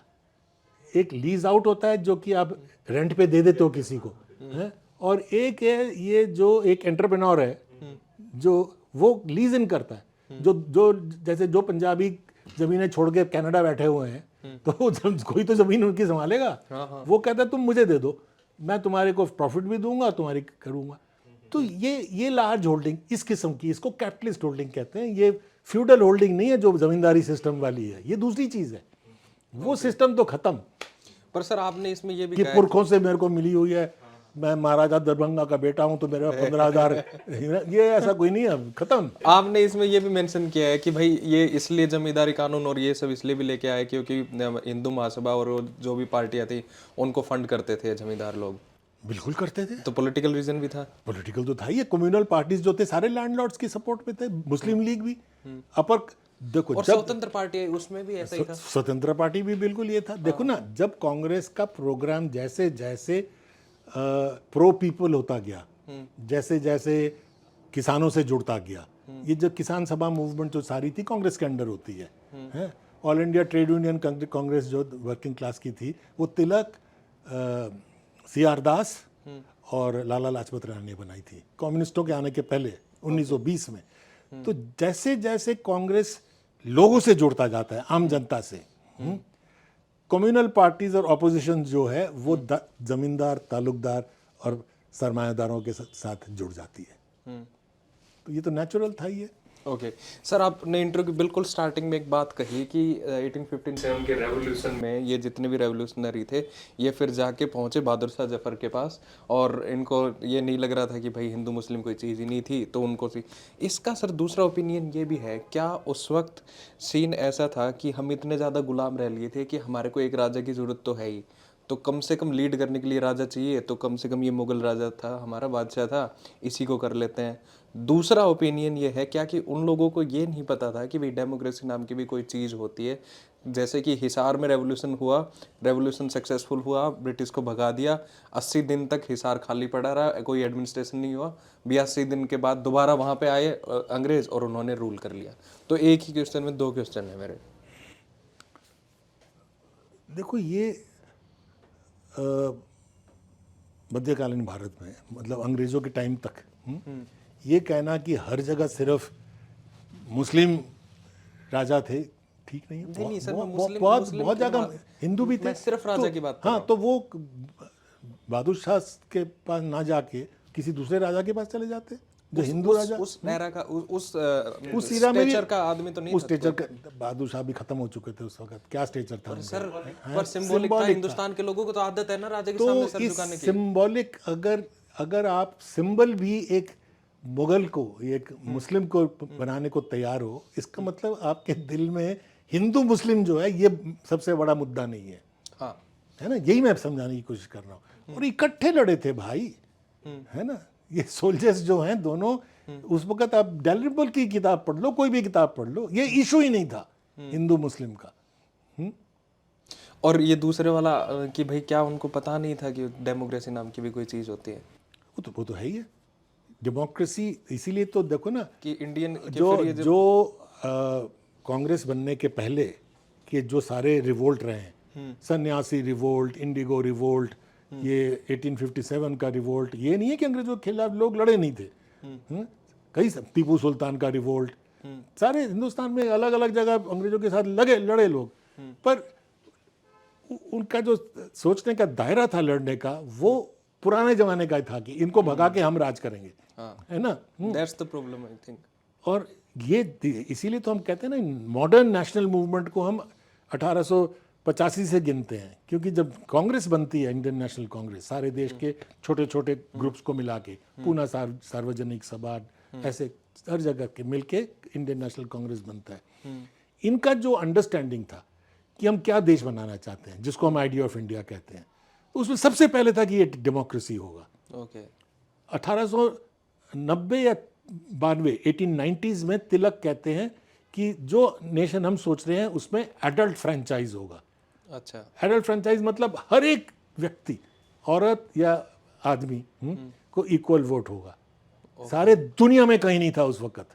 ओके ये यूरोप में भी 1920 नहीं था। यूनाइटेड स्टेट्स में तो 1960s में सिविल राइट मूवमेंट हो रही है कि जो ब्लैक है वो मेरे पास बैठ भी सकता है कि नहीं, छोड़ो वोट तो छोड़ो। हाँ, ठीक बात है। The black get their vote in 60s, मतलब एक सेंचुरी बाद। हाँ, 1890s में, मतलब मैं कह रहा हूँ कि हमारे राष्ट्रीय आंदोलन की शुरुआत से ही जो अंडरस्टैंडिंग थी, दो क्रिटिकल थी कि हम इंडिपेंडेंट होंगे, हम प्रो पुअर होंगे, और हम डेमोक्रेसी होंगे। और modern modern scientific temperament, democracy. और डेमोक्रेसी का मतलब ही था सेक्युलर, हाँ है ऑब्वियसली। ना। मतलब the word that used to be used was secular democracy. Secularism के साथ डेमोक्रेसी जुड़ जाता था, क्योंकि आप डेमोक्रेसी नहीं हो सकते हो अगर आप सेक्युलर नहीं हो। हाँ आप अगर कहो कि मैं तो डेमोक्रेसी में विश्वास करता हूँ पर ये मुसलमानों को रहने दो, है हिंदुओं में डेमोक्रेसी रहेगी, ये तो नहीं ना हो सकता। जैसे ये हिंदू राष्ट्र का जो ये फ्रेज है, इट्स अ, अंग्रेजी में जिसको कहते हैं ऑक्सीमोरॉन, मतलब एक का ऑपोजिट, दो ऑपोजिट चीजें इकट्ठी कर रहे हो। जिस देश में हर रिलीजन के लोग हैं, वहाँ पे अगर हिंदू राष्ट्र की बात आप कर रहे हो तो आप तो देश को तोड़ रहे हो, है ना। तो इसीलिए ये हमारे राष्ट्रीय आंदोलन के टाइम पे कोई भी इनको हिंदू नेशनलिस्ट नहीं कहता था, ओके। उनको हिंदू कम्युनलिस्ट कहता था। अच्छा, हिंदू कम्युनलिस्ट। क्योंकि नेशनलिज्म का शब्द तो इनके साथ जुड़ता ही नहीं है ना, क्योंकि ये तो नेशन को तोड़ने वाले लोग हैं। अच्छा। तो जैसे नेहरू ने साफ कहा था कि ये हिंदू नेशनलिज्म का, ये तो हिंदू एंटी, ये तो एंटी नेशनल है सारे, यू नो, क्योंकि तो देश को तोड़ने वाले हैं। Communalism was equated with loyalism and secularism was equated with democracy. Secular democracy, communal loyalist, okay. ये पैराडाइम था। ये फ्रेंच स्कॉलर है क्रिस्टोफर जेफरे लॉ, बड़ा फेमस है, मोदी पे 3-4 किताबें लिखी हैं, बड़ी क्रिटिकल। तो उन्होंने ये शुरू कर दिया हिंदू नेशनलिज्म, क्योंकि विदेश में कम्युनलिज्म का उनको मतलब नहीं समझ आता है, तो वो नेशनलिज्म, और हमारे जर्नलिस्ट ने पिकअप कर लिया, अब सब हिंदू नेशनलिज्म कह रहे हैं। ये तो खुश कि इनके नाम के साथ पहली बार नेशनलिज्म जुड़ गया, वो पहले कोई मानता ही नहीं था। जब हम लोग स्टूडेंट थे, या जब मेरे इस बुक रिलीज में कई लोग आए जो हमारे कॉलेज और स्कूल के टाइम के लोग हैं, 50 साल पहले के लोग भी आए थे, कई नाम देख के आ गए थे। तो डिस्कशन हो रहा था कि हमारे उस टाइम पे कोई भी आदमी जो कम्युनल था ना, वो डिसेंट कंपनी में बैठने लायक नहीं था, चुप रहता था। अच्छा। डिसेंट कंपनी में आप कम्युनल बात कर नहीं सकते थे, है ना। तो communalism was a dirty word, उसको आपने अब नॉर्मलाइज किया, और वो हमारी गलती है। 77 में पहले किया नेशनल लेवल पे, जनता पार्टी बनाई जिसमें आरएसएस थी, सारा कार्डर of the JP movement was RSS. तो आपने उनको एक एक्सेप्टेबिलिटी दे दी, क्रेडिबिलिटी दे दी।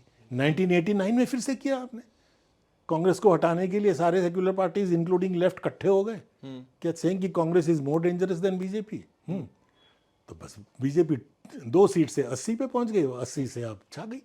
तो ये हमारी गलती है, सेक्युलर पार्टीज की गलती है कि आपने इनको स्पेस दिया। और अब सोशल मीडिया गांधी नेहरू ने इनको धकेल के कोने में कर दिया, और हमने इनको फिर से अपने सिर पे बिठा लिया है। मैं यही बात कहना चाह रहा था स्टार्टिंग से, आपको कांग्रेस वाली आप मान ही रहे थे। तो सिर्फ कांग्रेस नहीं, तो सारे सेक्युलर पार्टीज का ब्लेम है। सर मैं बड़ा स्ट्रांगली क्रिटिसाइज करना चाहूंगा अब आखिर में आपको। जरूर आप करिए ना, क्रिटिसिज्म से तो सीखूंगा कुछ। ये किताब पढ़ के मुझे ऐसा लगता है कि एक कांग्रेसी माइंड के बंदे ने ये किताब लिखी है, तो वो कांग्रेसी माइंड का बंदा 2024 वाला है या 1947 वाला? देखो, इतिहासकार होने के लायक के जरिए जब मैं कांग्रेस की बात कर रहा हूँ तो मैं प्री इंडिपेंडेंस कांग्रेस की बात कर रहा हूँ। कांग्रेस आइडियोलॉजी जो नेहरू रिप्रेजेंट करते थे, वो हमारी आज़ादी की लड़ाई की कांग्रेस की आइडियोलॉजी है। वो नेहरू तक रहती है विदाउट अ डाउट। नेहरू के बाद उसमें डिविजन्स आने लग जाते हैं, नेहरू के टाइम पे भी आ जाते हैं, बड़े बड़े कांग्रेसी छोड़ जाते हैं, जैसे जयप्रकाश नारायण। ये सारा सोशलिस्ट मूवमेंट नेहरू को गालियां देते हैं, कम्युनिस्ट उस वक्त नेहरू को गालियां देने लगते हैं, सारे कांग्रेसी तो निकलते हैं। आज़ादी के टाइम पे, लड़ाई के टाइम पे, उसमें हरकिशन सिंह सुरजीत भी कांग्रेसी थे, है ना, EMS नमूद्रीबाद भी कांग्रेस थे, जयप्रकाश नारायण भी थे, आचार्य नरेंद्र देव भी थे, है ना। तो ये अलग होने लगते हैं और नेहरू को ही गाली देने लग जाते हैं कई, इनमें से कई लोग, है ना। तो एक तो कांग्रेस बिखरने लगती है, और नेहरू के जाने के बाद और भी बिखरने लगती है। पर अभी भी जो इस वक्त जो सिचुएशन है, आप ये देखिए कि सबसे ज़्यादा बीजेपी को क्या लगता है, किस चीज़ से मुक्ति चाहिए उनको? कांग्रेस से मुक्ति चाहिए ना। कांग्रेस मुक्त भारत की बात कर रहे हैं ना, है, तो उसी से हमें कुछ सीखना चाहिए। क्यों उनको कांग्रेस सबसे ज़्यादा सबसे बड़ा दुश्मन लग रहा है? क्योंकि अभी के कांग्रेस में भी ये पुराने कांग्रेस के कुछ वैल्यूज तो हैं। अगर वो बच जाएंगे तो देश बच जाएगा। तो इस हिसाब से अगर मेरे को आप कांग्रेसी कहते हो तो ठीक है। वैसे मैं पॉलिटिकल पार्टी में हूँ नहीं। कांग्रेस का क्रिटिसिज्म इस किताब में मैंने किया है। मैंने कहा 2004 से आप 2014 तक थे, मैंने लिखा है इसमें कि 10 साल आप पावर में थे, आपने क्या किया। नहीं, मैंने कांग्रेस ही नहीं कहा, आपको कांग्रेस माइंड वाला बंदा कहा। हाँ नहीं, हमें तो गालियां पड़ती है ना, हमें तो कांग्रेसी कह के लोग गालियां भी देते हैं, क्योंकि अगर आप सांप्रदायिकता को क्रिटिसाइज करो तो वो कहेंगे ये कांग्रेसी है। 1947 वाला कांग्रेसी कहा, के माइंड वाला कहा। मैंने आपको गांधी के बराबर खड़ा किया है sir. Thank you. Okay sir, then अच्छा एक क्वेश्चन जरूर सर, जैसे एक और भी परसेप्शन है, जैसे आपने अमर्त्य सेन की बात की। अमर्त्य सेन अपनी जो बुक है आर्गुमेंटेटिव इंडियन, उन्होंने कहा कि India has had a tradition of dialogue and debate, जहाँ पे वो अशोका का भी मेंशन करते हैं, अकबर का भी मेंशन करते हैं, और कई और भी जगह हम देखते हैं कि exactly as Nehru does. Discovery में आइडेंटिकल है। मुझे तो लगता है कि अमर्त्य सेन ने यहीं से उठाई है। एनीवे, हाँ। फिर हम और भी देखते हैं कि एक प्लूरलिज्म का जो कल्चर था, और फिर जैसे आप कंपोजिट नेशनलिज्म की बात करते हैं कि इंडिया की जैसी डाइवर्स सोसाइटी में, जहाँ पे इतनी लैंग्वेज हैं, इतने रिलीजन हैं, वहाँ पे और कोई मॉडल एक तरीके से फिट बैठ ही नहीं सकता। तो फिर इंडिया का इंडिपेंडेंस होता है, नेहरू आते हैं। एक तो मेरा पहला क्वेश्चन ये है कि नेहरू ने जो डेमोक्रेटिक नेशनल मूवमेंट था, उसको डेमोक्रेटिक इंस्टीट्यूशंस के जरिए इंडिया की डेमोक्रेसी में कैसे कंट्रीब्यूट किया। और दूसरा, जैसे एक ये परसेप्शन बना हुआ है कि जो आपने नंबूदिरीपद का जिक्र किया, तो ये क्या कि जो इंडिया की पहली इलेक्टेड कम्युनिस्ट गवर्नमेंट थी 1957 में, नेहरू ने उसको बर्खास्त कर दिया एक तरीके से। तो वो एक तरीके से वो पैराडॉक्सिकल नेचर कैसे उभर के आता है। तो इन दो क्वेश्चंस क्या? पहले तो इसका जवाब दे दूं ये, because this is usual question है कि 56 में अगर उसको आप स्टडी करें उस पीरियड में कम्युनिस्ट पार्टी ने क्या किया केरला में, दे वर जंपिंग द गन। वो जो एजुकेशन सिस्टम था केरला में, विच इज़ हेवीली प्राइवेट, और बहुत ज़्यादा रिलीजियस इंस्टीट्यूशंस उसमें इन्वॉल्व हैं, क्रिश्चियंस हैं, दूसरे नायर सोसाइटी है, ये वो, तो पूरा एजुकेशन सिस्टम उनके कंट्रोल में था। इन्होंने कहा कि नहीं जी, ये तो बिल्कुल हम उसके खिलाफ कि हम इसको टेक ओवर कर लेंगे। तो बहुत ज़्यादा रेजिस्टेंस फ्रॉम बिलो आने लगा और वो संभाल नहीं पा रहे थे। एंड एस गोपाल, जो कि नेहरू के बायोग्राफर हैं, राधाकृष्णन के बेटे, उन्होंने 3 वॉल्यूम हिस्ट्री लिखी थी। उन्होंने जेएनयू का हिस्ट्री सेंटर शुरू किया था, प्रोफेसर गोपाल ने। ऑक्सफोर्ड में पढ़ाते थे, वो छोड़ के यहाँ आके उन्होंने शुरू किया। तो उन्होंने ये लिखा है कि नंबूदिरीपद ने इनको रिक्वेस्ट किया कि भाई आप हमें रिज़ाइन मत करने को कहो, आप हमें डिसमिस कर दो। तो फिर हमारे पास एटलीस्ट जनता के अंदर हमारा ये रहेगा कि भैया हमें डिसमिस करा दिया गया, इमोशन रहेगा, है ना। तो इतना सिंपल भी नहीं है। नेहरू जी एंटी कम्युनिस्ट नहीं थे, he was basically a Marxist. And कम्युनिस्टों ने इतनी गाली दी, फिर भी वो उस कम्युनिस्ट क्या कहते थे उनको, running dog of imperialism. That is the phrase that was used कि ये तो इंपीरियलिस्ट का कुत्ता है। वो तभी भी उनके खिलाफ नहीं थे, कहते बेवकूफ़ है, कहते थे। हमारा जो फॉरवर्ड लिखा है वो इरफान हबीब साहब ने लिखा है ना। तो इरफान हबीब साहब ने, उनके पिताजी मोहम्मद हबीब थे, उनके घर भी गए थे, स्कॉलरशिप नेहरू जी उनके घर गए, क्योंकि वो बहुत बड़े नेशनलिस्ट लीडर थे। तो इरफान हबीब पढ़े अलीगढ़ में ही है बचपन से, मतलब केजी से लेके एमए तक किया। पर ब्रिलियंट बहुत थे, तो उनको ऑक्सफोर्ड में एडमिशन मिल गई पीएचडी के लिए। तो जब उन्होंने अप्लाई किया तो उनका पासपोर्ट रिफ्यूज़ हो गया, क्योंकि तब तक वो कम्युनिस्ट बन चुके थे, और उस ज़माने में कम्युनिस्टों को नहीं मिलती थी पासपोर्ट बाहर जाने के लिए।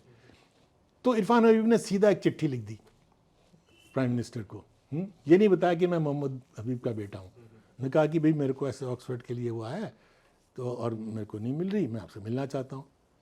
तो जवाहरलाल नेहरू से इसकी आ जाओ, फलाने दिन सुबह सुबह आ जाओ, यहाँ पे लिखा हो सारा है। और ऑफिस में उनको कोई आधा घंटा उनसे साथ डिस्कशन करते हैं।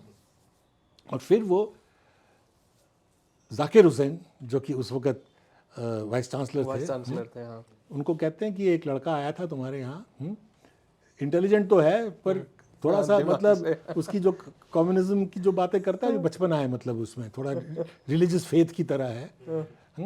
एंड जो लेटर वो लिखते हैं उसका डिटेल उस दिन मनोज नहीं उसने बताया नहीं किसी ने, जयराम ने शायद बताया था उसमें सारा बताते हैं कि भाई ये कम्युनिस्ट क्या क्या कर रहे हैं इस वक्त बेचारे मिसलीड कर रहे हैं, बट फिर भी उन्होंने कहा कि ये ब्राइट आदमी है बिकॉज नेहरू रेस्पेक्टेड ऑपोजिशन, इसको हमें नहीं रोकना चाहिए, यानी ordered the home ministry that clear his file, and that is how Irfan Habib, who is the tallest historian of the country today, got his PhD, Nehru's direct intervention, है ना। तो क्या बात थोड़ी अलग हो गई। हाँ, मैं पहले सवाल का ही जवाब में था ये कि एंटी कम्युनिस्ट नहीं थे वो, ये जो dismissal of that government was not because he was anti communist, because that government was not able to function itself. और सर एक वो डेमोक्रेसी सेकंड पार्ट सर, हाँ बताओ दूसरा। डेमोक्रेटिक इंस्टीट्यूट्स के थ्रू डेमोक्रेसी इंस्टीट्यूशंस को जैसे नेहरू ने कैसे स्ट्रेंथन किया, वो तो चलो हो जाएगा। एक और जैसे अभी आपने मार्क्सिज्म का जिक्र किया है, एक हम मार्क्सिज्म को पढ़ते हैं तब देखते हैं कि मार्क्सिज्म जैसे स्टार्टिंग में वो मानते हैं कि जो रिलीजन है वो रिलीजन सुपर स्ट्रक्चर का पार्ट है एक तरीके से, जैसे जो बेसिक स्ट्रक्चर जब चेंज हुआ तो रिलीजन उसके अकॉर्डिंग फंक्शन करेगा। और जैसे एक जो फेमस फ्रेज ये भी है कि religion is opium for masses. फिर हम देखते हैं जैसे इंडिया जैसी कॉम्प्लेक्स सोसाइटी जहाँ पे एक रिलीजन जो एक बिल्कुल टर्म है उसको हम दूसरे तरीके से भी देखते हैं कि जो धर्मा तरीके से देखते हैं, जैसे गांधी ने यूज किया, जो धर्म का यूज किया पॉलिटिक्स में। फिर जैसे 1947 के बाद की जो हम कांग्रेस देखते हैं, कांग्रेस में एक तरीके से ये आता है कि वो जो रिलीजन का और जो एथिकल यूज होता है पॉलिटिक्स में उससे वो थोड़ा दूर रहते हैं एक तरीके से, कि मतलब जो रिलीजन को जैसे गांधी ने एक तरीके से मोरल वे में यूज किया वैसे कांग्रेस नहीं कर पाते हैं, और जो वो गैप बना उसको आरएसएस या फिर एक तरीके से बीजेपी फिल करती है।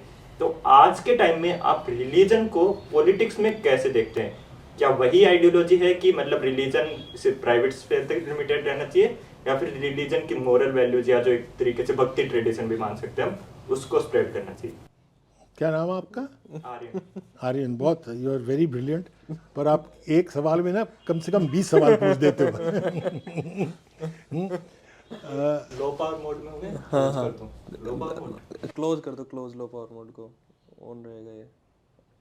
हाँ सर प्लीज। हाँ सॉरी टू डिस्टर्ब। तो जो आपने डेमोक्रेसी और डेमोक्रेटिक इंस्टीट्यूशंस के लिए नेहरू ने क्या किया, और उसी लहजे में आपने मार्क्सिज्म का जिक्र भी किया, नहीं पर इसमें किया और करेक्टली किया।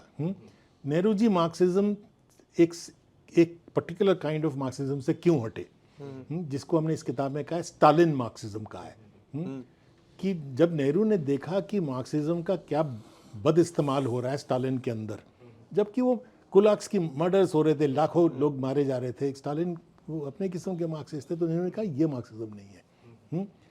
इसीलिए इरफान हबीब ने उनको ग्रामशी से कंपेयर किया है, प्रिजन नोटबुक से, क्योंकि नेहरू का तब one of the first in the world to say that there is no socialism without democracy. और सोशलिज्म दुनिया में टूटी इसीलिए क्योंकि सोवियत यूनियन में डेमोक्रेसी नहीं थी, है ना। जरा सा लिड खोला तो भाग गए सब लोग, है ना। वहाँ पे भी ईस्ट जर्मनी से वेस्ट जर्मनी क्यों भागे? क्योंकि डेमोक्रेसी चाहिए थी लोगों को। तो नेहरू ने तभी कहा था कि there is no socialism without democracy. Socialism will be the socialism of 90%, मतलब आप सब लोगों को साथ लेके चलना पड़ेगा।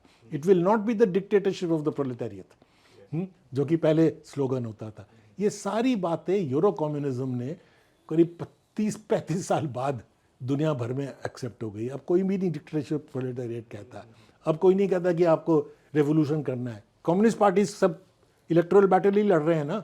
तो नेहरू जी तब से यही कह रहे थे कि that we will bring about a change without force through elections, in a peaceful manner, peaceful transition की जो सारा कॉन्सेप्ट है विद इन मार्क्सिज्म, ये नेहरू जी का था। एंड इट इज, हम ये लोग इनको कहते हैं ये तो मार्क्सिज्म छोड़ दी, हम कहते हैं इन्होंने सुपीरियर वर्जन ऑफ मार्क्सिज्म को अडॉप्ट किया, जो कि ग्रामशी जैसे लोगों ने भी किया था दुनिया भर में। तो ये उनका his complete sort of non-negotiable acceptance of democracy as a principle is shown by this, कि वो अपना strong belief मार्क्सिज्म का वो भी उसको वो बदल देते हैं जब देखते हैं कि ये डेमोक्रेसी किससे लड़ता है। सेकेंडली, उनका जो डेमोक्रेसी का सबसे इंपॉर्टेंट डेफिनेशन था कि democracy survives only if there is an opposition, जिसको आप डायलॉजिकल ट्रेडिशन कह रहे हो, जो नेहरू जी हमारे एंशिएंट इंडिया से सीखते हैं।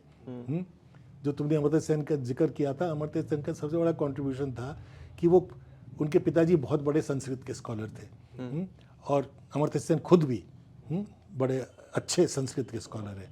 उन्होंने कहा अगर आप संस्कृत में हमारे एंशंट मैन्युस्क्रिप्ट्स देखो, दुनिया में कोई भी ऐसा हिब्रू, ग्रीक, लैटिन, आप उसमें इतना ज़्यादा डिबेट नहीं देखोगे आपस में। एक कहता है कि भगवान इस फॉर्म में, तो दूसरा कहते हैं ना जी इस फॉर्म में, तीसरा कहते हैं ना जी इस फॉर्म में, और चौथा कहता है जी है ही नहीं, है ना।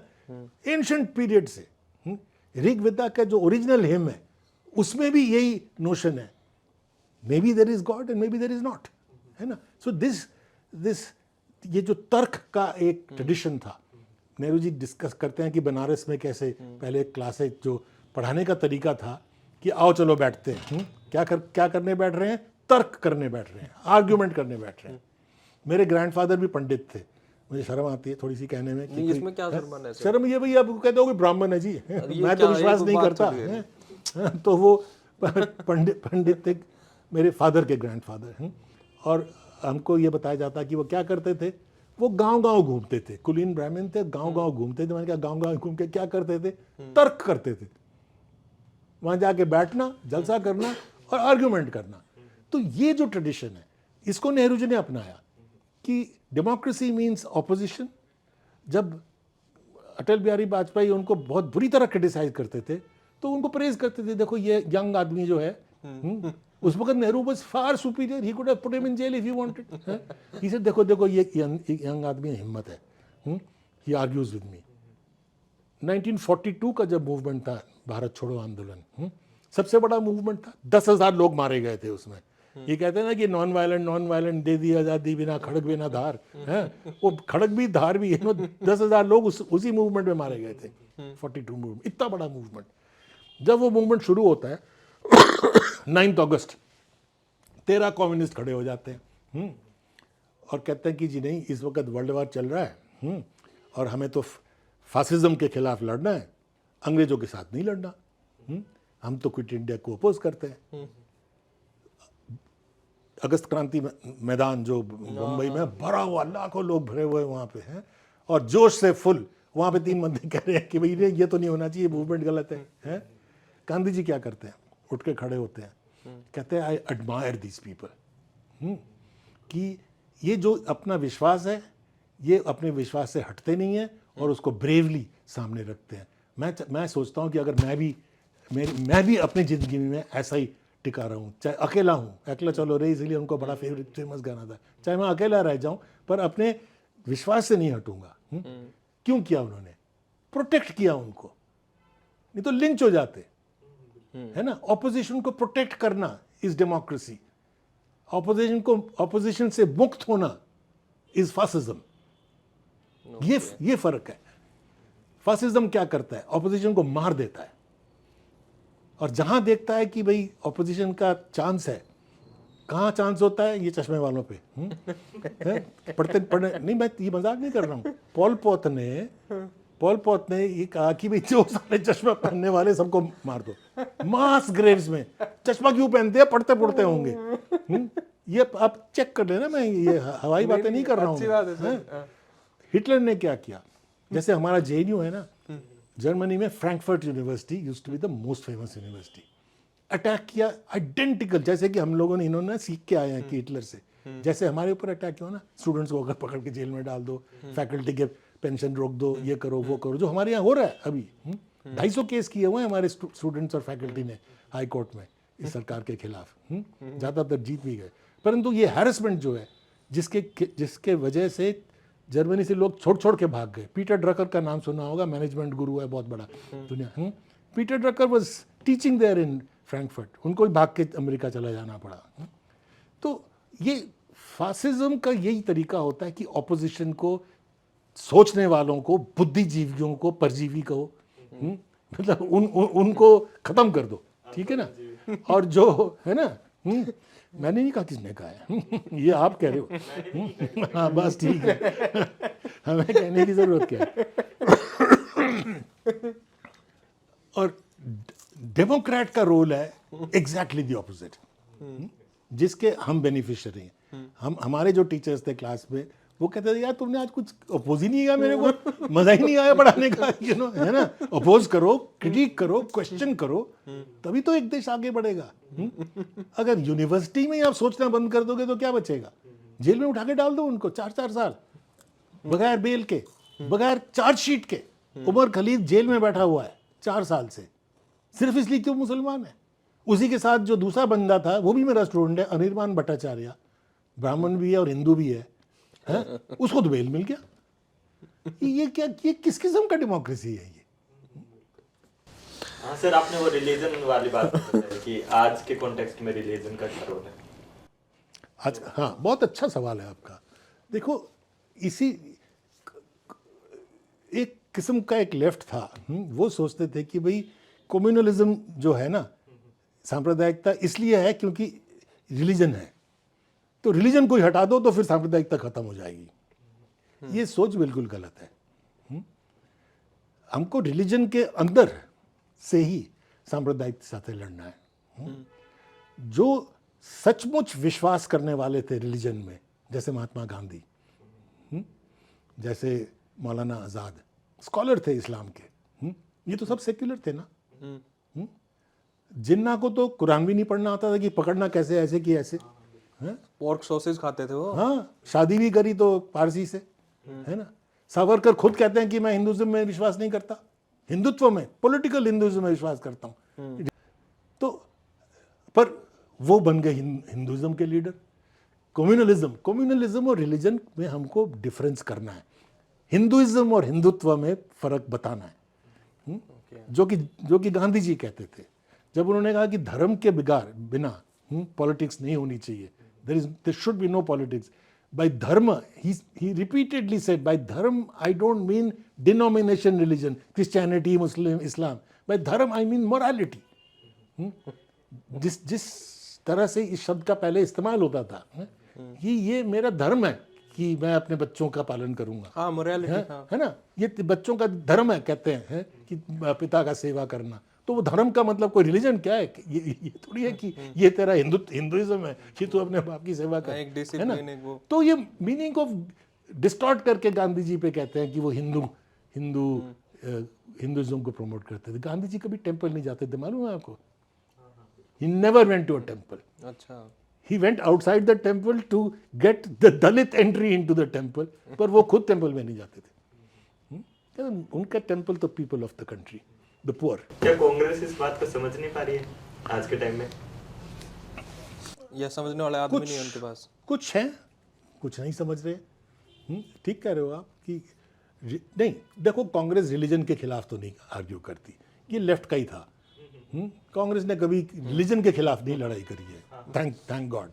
रिलीजन के खिलाफ लड़ाई करोगे तो आपके पास कोई भी नहीं बचेगा, क्योंकि रिलीजन में विश्वास करने वाले इस देश में अभी बहुत ज़्यादा लोग हैं। अभी हम वहाँ पे नहीं पहुँचे जो वेस्ट का सिचुएशन है ना, चर्चें खाली हो गई, अब चर्चों में मॉल बन रही है वहाँ पे, मालूम है ना आपको? चर्च में कुछ आता ही नहीं है तो मॉल बना देते और क्या करेंगे वहाँ पे? क्या ये रिलीजन है? हमारे को तो ये कभी नहीं रिलीजन सिखाया गया। Religion was supposed to be you and God, you know, more personal, more humane, more loving, inclusive, है ना। तो religion as a source of hatred, ये तो मिडिवल पीरियड की बात है ना।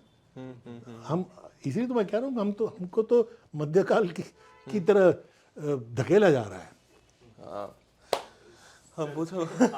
छोटे क्वेश्चंस, एक तो सर जैसे आपने आपकी जब तक आपकी वो वाली बैटरी नहीं है जो 99% में ही रहती है। नहीं, हमारे चल रही है, वो खत्म होगी, ये चल रही है अभी। आपने अभी कंप्लेन की बात की, क्रिटिक की बात की, तो एक कंप्लेन मेरी ये भी है आप लोगों से, जैसे विलियम डैलरिम्पल का कहानी जी किया आपने, जी। तो उनके जैसे बुक्स हैं, द लास्ट मुगल है, एनार्की, बहुत ही लाइवली है, बहुत ही एंगेजिंग, आपको पढ़ने का भी मन करता है। आप जो बुक्स लिखते हो वो इतनी बोरिंग क्यों है? नहीं, पर ये अगेन इसकी विलियम डैलरिम्पल का कहना है ना, ये है तो वही एज तो ए भाई रीडर बता रहा हूँ।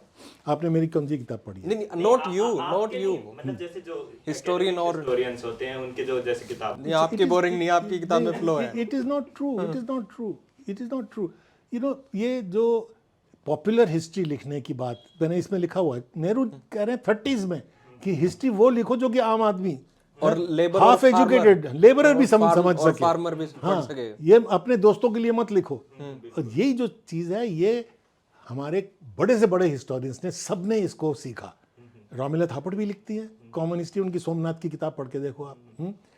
एनबीटी में छपवाते थे, बिपिन चंद्रा ने एनबीटी के लिए लिखा है, जो कि एनबीटी की किताबें जो बसों में करके सारे हिंदुस्तान में आम जनता को दे। ये बिल्कुल झूठ है। ये इन्होंने, रोमिला थापड़ ने 6ठी कक्षा की किताब लिखी है एंशिएंट हिस्ट्री पे, विपिन चंद्रा ने 12वीं कक्षा की किताब लिखी है। तो ये कहना कि पॉपुलराइज नहीं किया, इनका काम है इन किताबों को बैन कराना, बैन करा के झूठ मूठ फैलाना, है ना। पर हमारे हिस्टोरियंस पे जो डालरिपल कह रहे हैं, गलत कह रहे हैं। वो एक आदत होती है कि जो मैंने किया, मेरे पहले कोई भी नहीं था, है ना। तो ये वो वाली बात है, ऐसा कुछ नहीं है। गाली वाली बात है कि पिछले जमाने में मीर भी हुआ करता। बिल्कुल बिल्कुल ठीक है। जैसे आपने हिस्ट्री बुक्स की बात की, स्कूल बुक्स की बात की, और एक बिल्कुल नेहरू का कोट आ गया मेरे सामने कि history writing must be linked to a human vision of the future and not used to arouse hatred and war. ये इसमें भी है। आज के टाइम में जो हिस्ट्री राइटिंग है, बिल्कुल दैट इज कंप्लीटली अपोजिट। बिल्कुल यही तो मेरा कहना है। ये लैंग्वेज, ये जो आपने कोट किया, ये मेरा है, ये नेहरू का कोटेशन नहीं है। अच्छा, सॉरी पर नेहरू से मैंने ड्रॉ किया इसको, कि बिल्कुल ठीक कह रहे हो आप कि नेहरू कहते हैं कि आप हिस्ट्री में से कई कुछ निकाल सकते हो, पर आप वो चीज़ निकालिए जिससे कि आप एक प्रोग्रेसिव ह्यूमन फ्यूचर की तरफ जा सकते हो, ना कि वो ढूंढ के निकालिए जिससे कि आप पॉइजन फैलाओगे, जहर फैलाओगे। देखिए ना कोई मर्डर तो वही होगा, है ना, कोई तो टायरेंट, कोई ना कोई गलत बात मुंह से निकल ही जाती है। राजा भी तो सारे तो भगवान तो नहीं थे ना, कोई अच्छे थे कोई बुरे थे। अब ढूंढ के निकालिए, वही कोई मुसलमान राजा ढूंढिए जिसने गलत काम किया, फिर एक मेमोरी इमेजिन कीजिए। इसीलिए मैंने महमूद गजनी का कहा ना कि एक मेमोरी इमेजिन कर दिया कि हिंदू मुस्लिम बिल्कुल बट गए, और जो बटे ही नहीं। सबसे पहले गजनी का मोहम्मद ये क्या टेम्पल का नाम था, सोमनाथ के डिस्ट्रक्शन का इशू पता है सबसे पहले क्या कब रेज होता है? 1900 शताब्दी में। कहाँ? ब्रिटिश पार्लियामेंट में। Oh God, they are the originator of this notion कि इस अटैक से हिंदू और मुस्लिम बट गए। ये वो है जड़ बिगन की। इसमें तो कोई डाउट ही नहीं है, इसमें तो कोई डाउट नहीं है। The role of the British in creating a division between Hindus and Muslim is central, इसमें तो कोई डाउट ही नहीं है। और ये इनके विक्टिम्स हैं, आरएसएस हो, मुस्लिम लोग हो, वो उनके विक्टिम्स हैं और फिर उनके एलाइज बन गए। ओके सर, बहुत बहुत शुक्रिया। इट्स एंटायरली आवर प्रिविलेज और बहुत मजा आया। इतना ज्ञान से लबालब भर दिया आपने हमारे को। मजा आना चाहिए, पढ़ाई लिखाई में तभी होती है जबकि मजा आए, है ना। ओके, कट भाई, थैंक यू।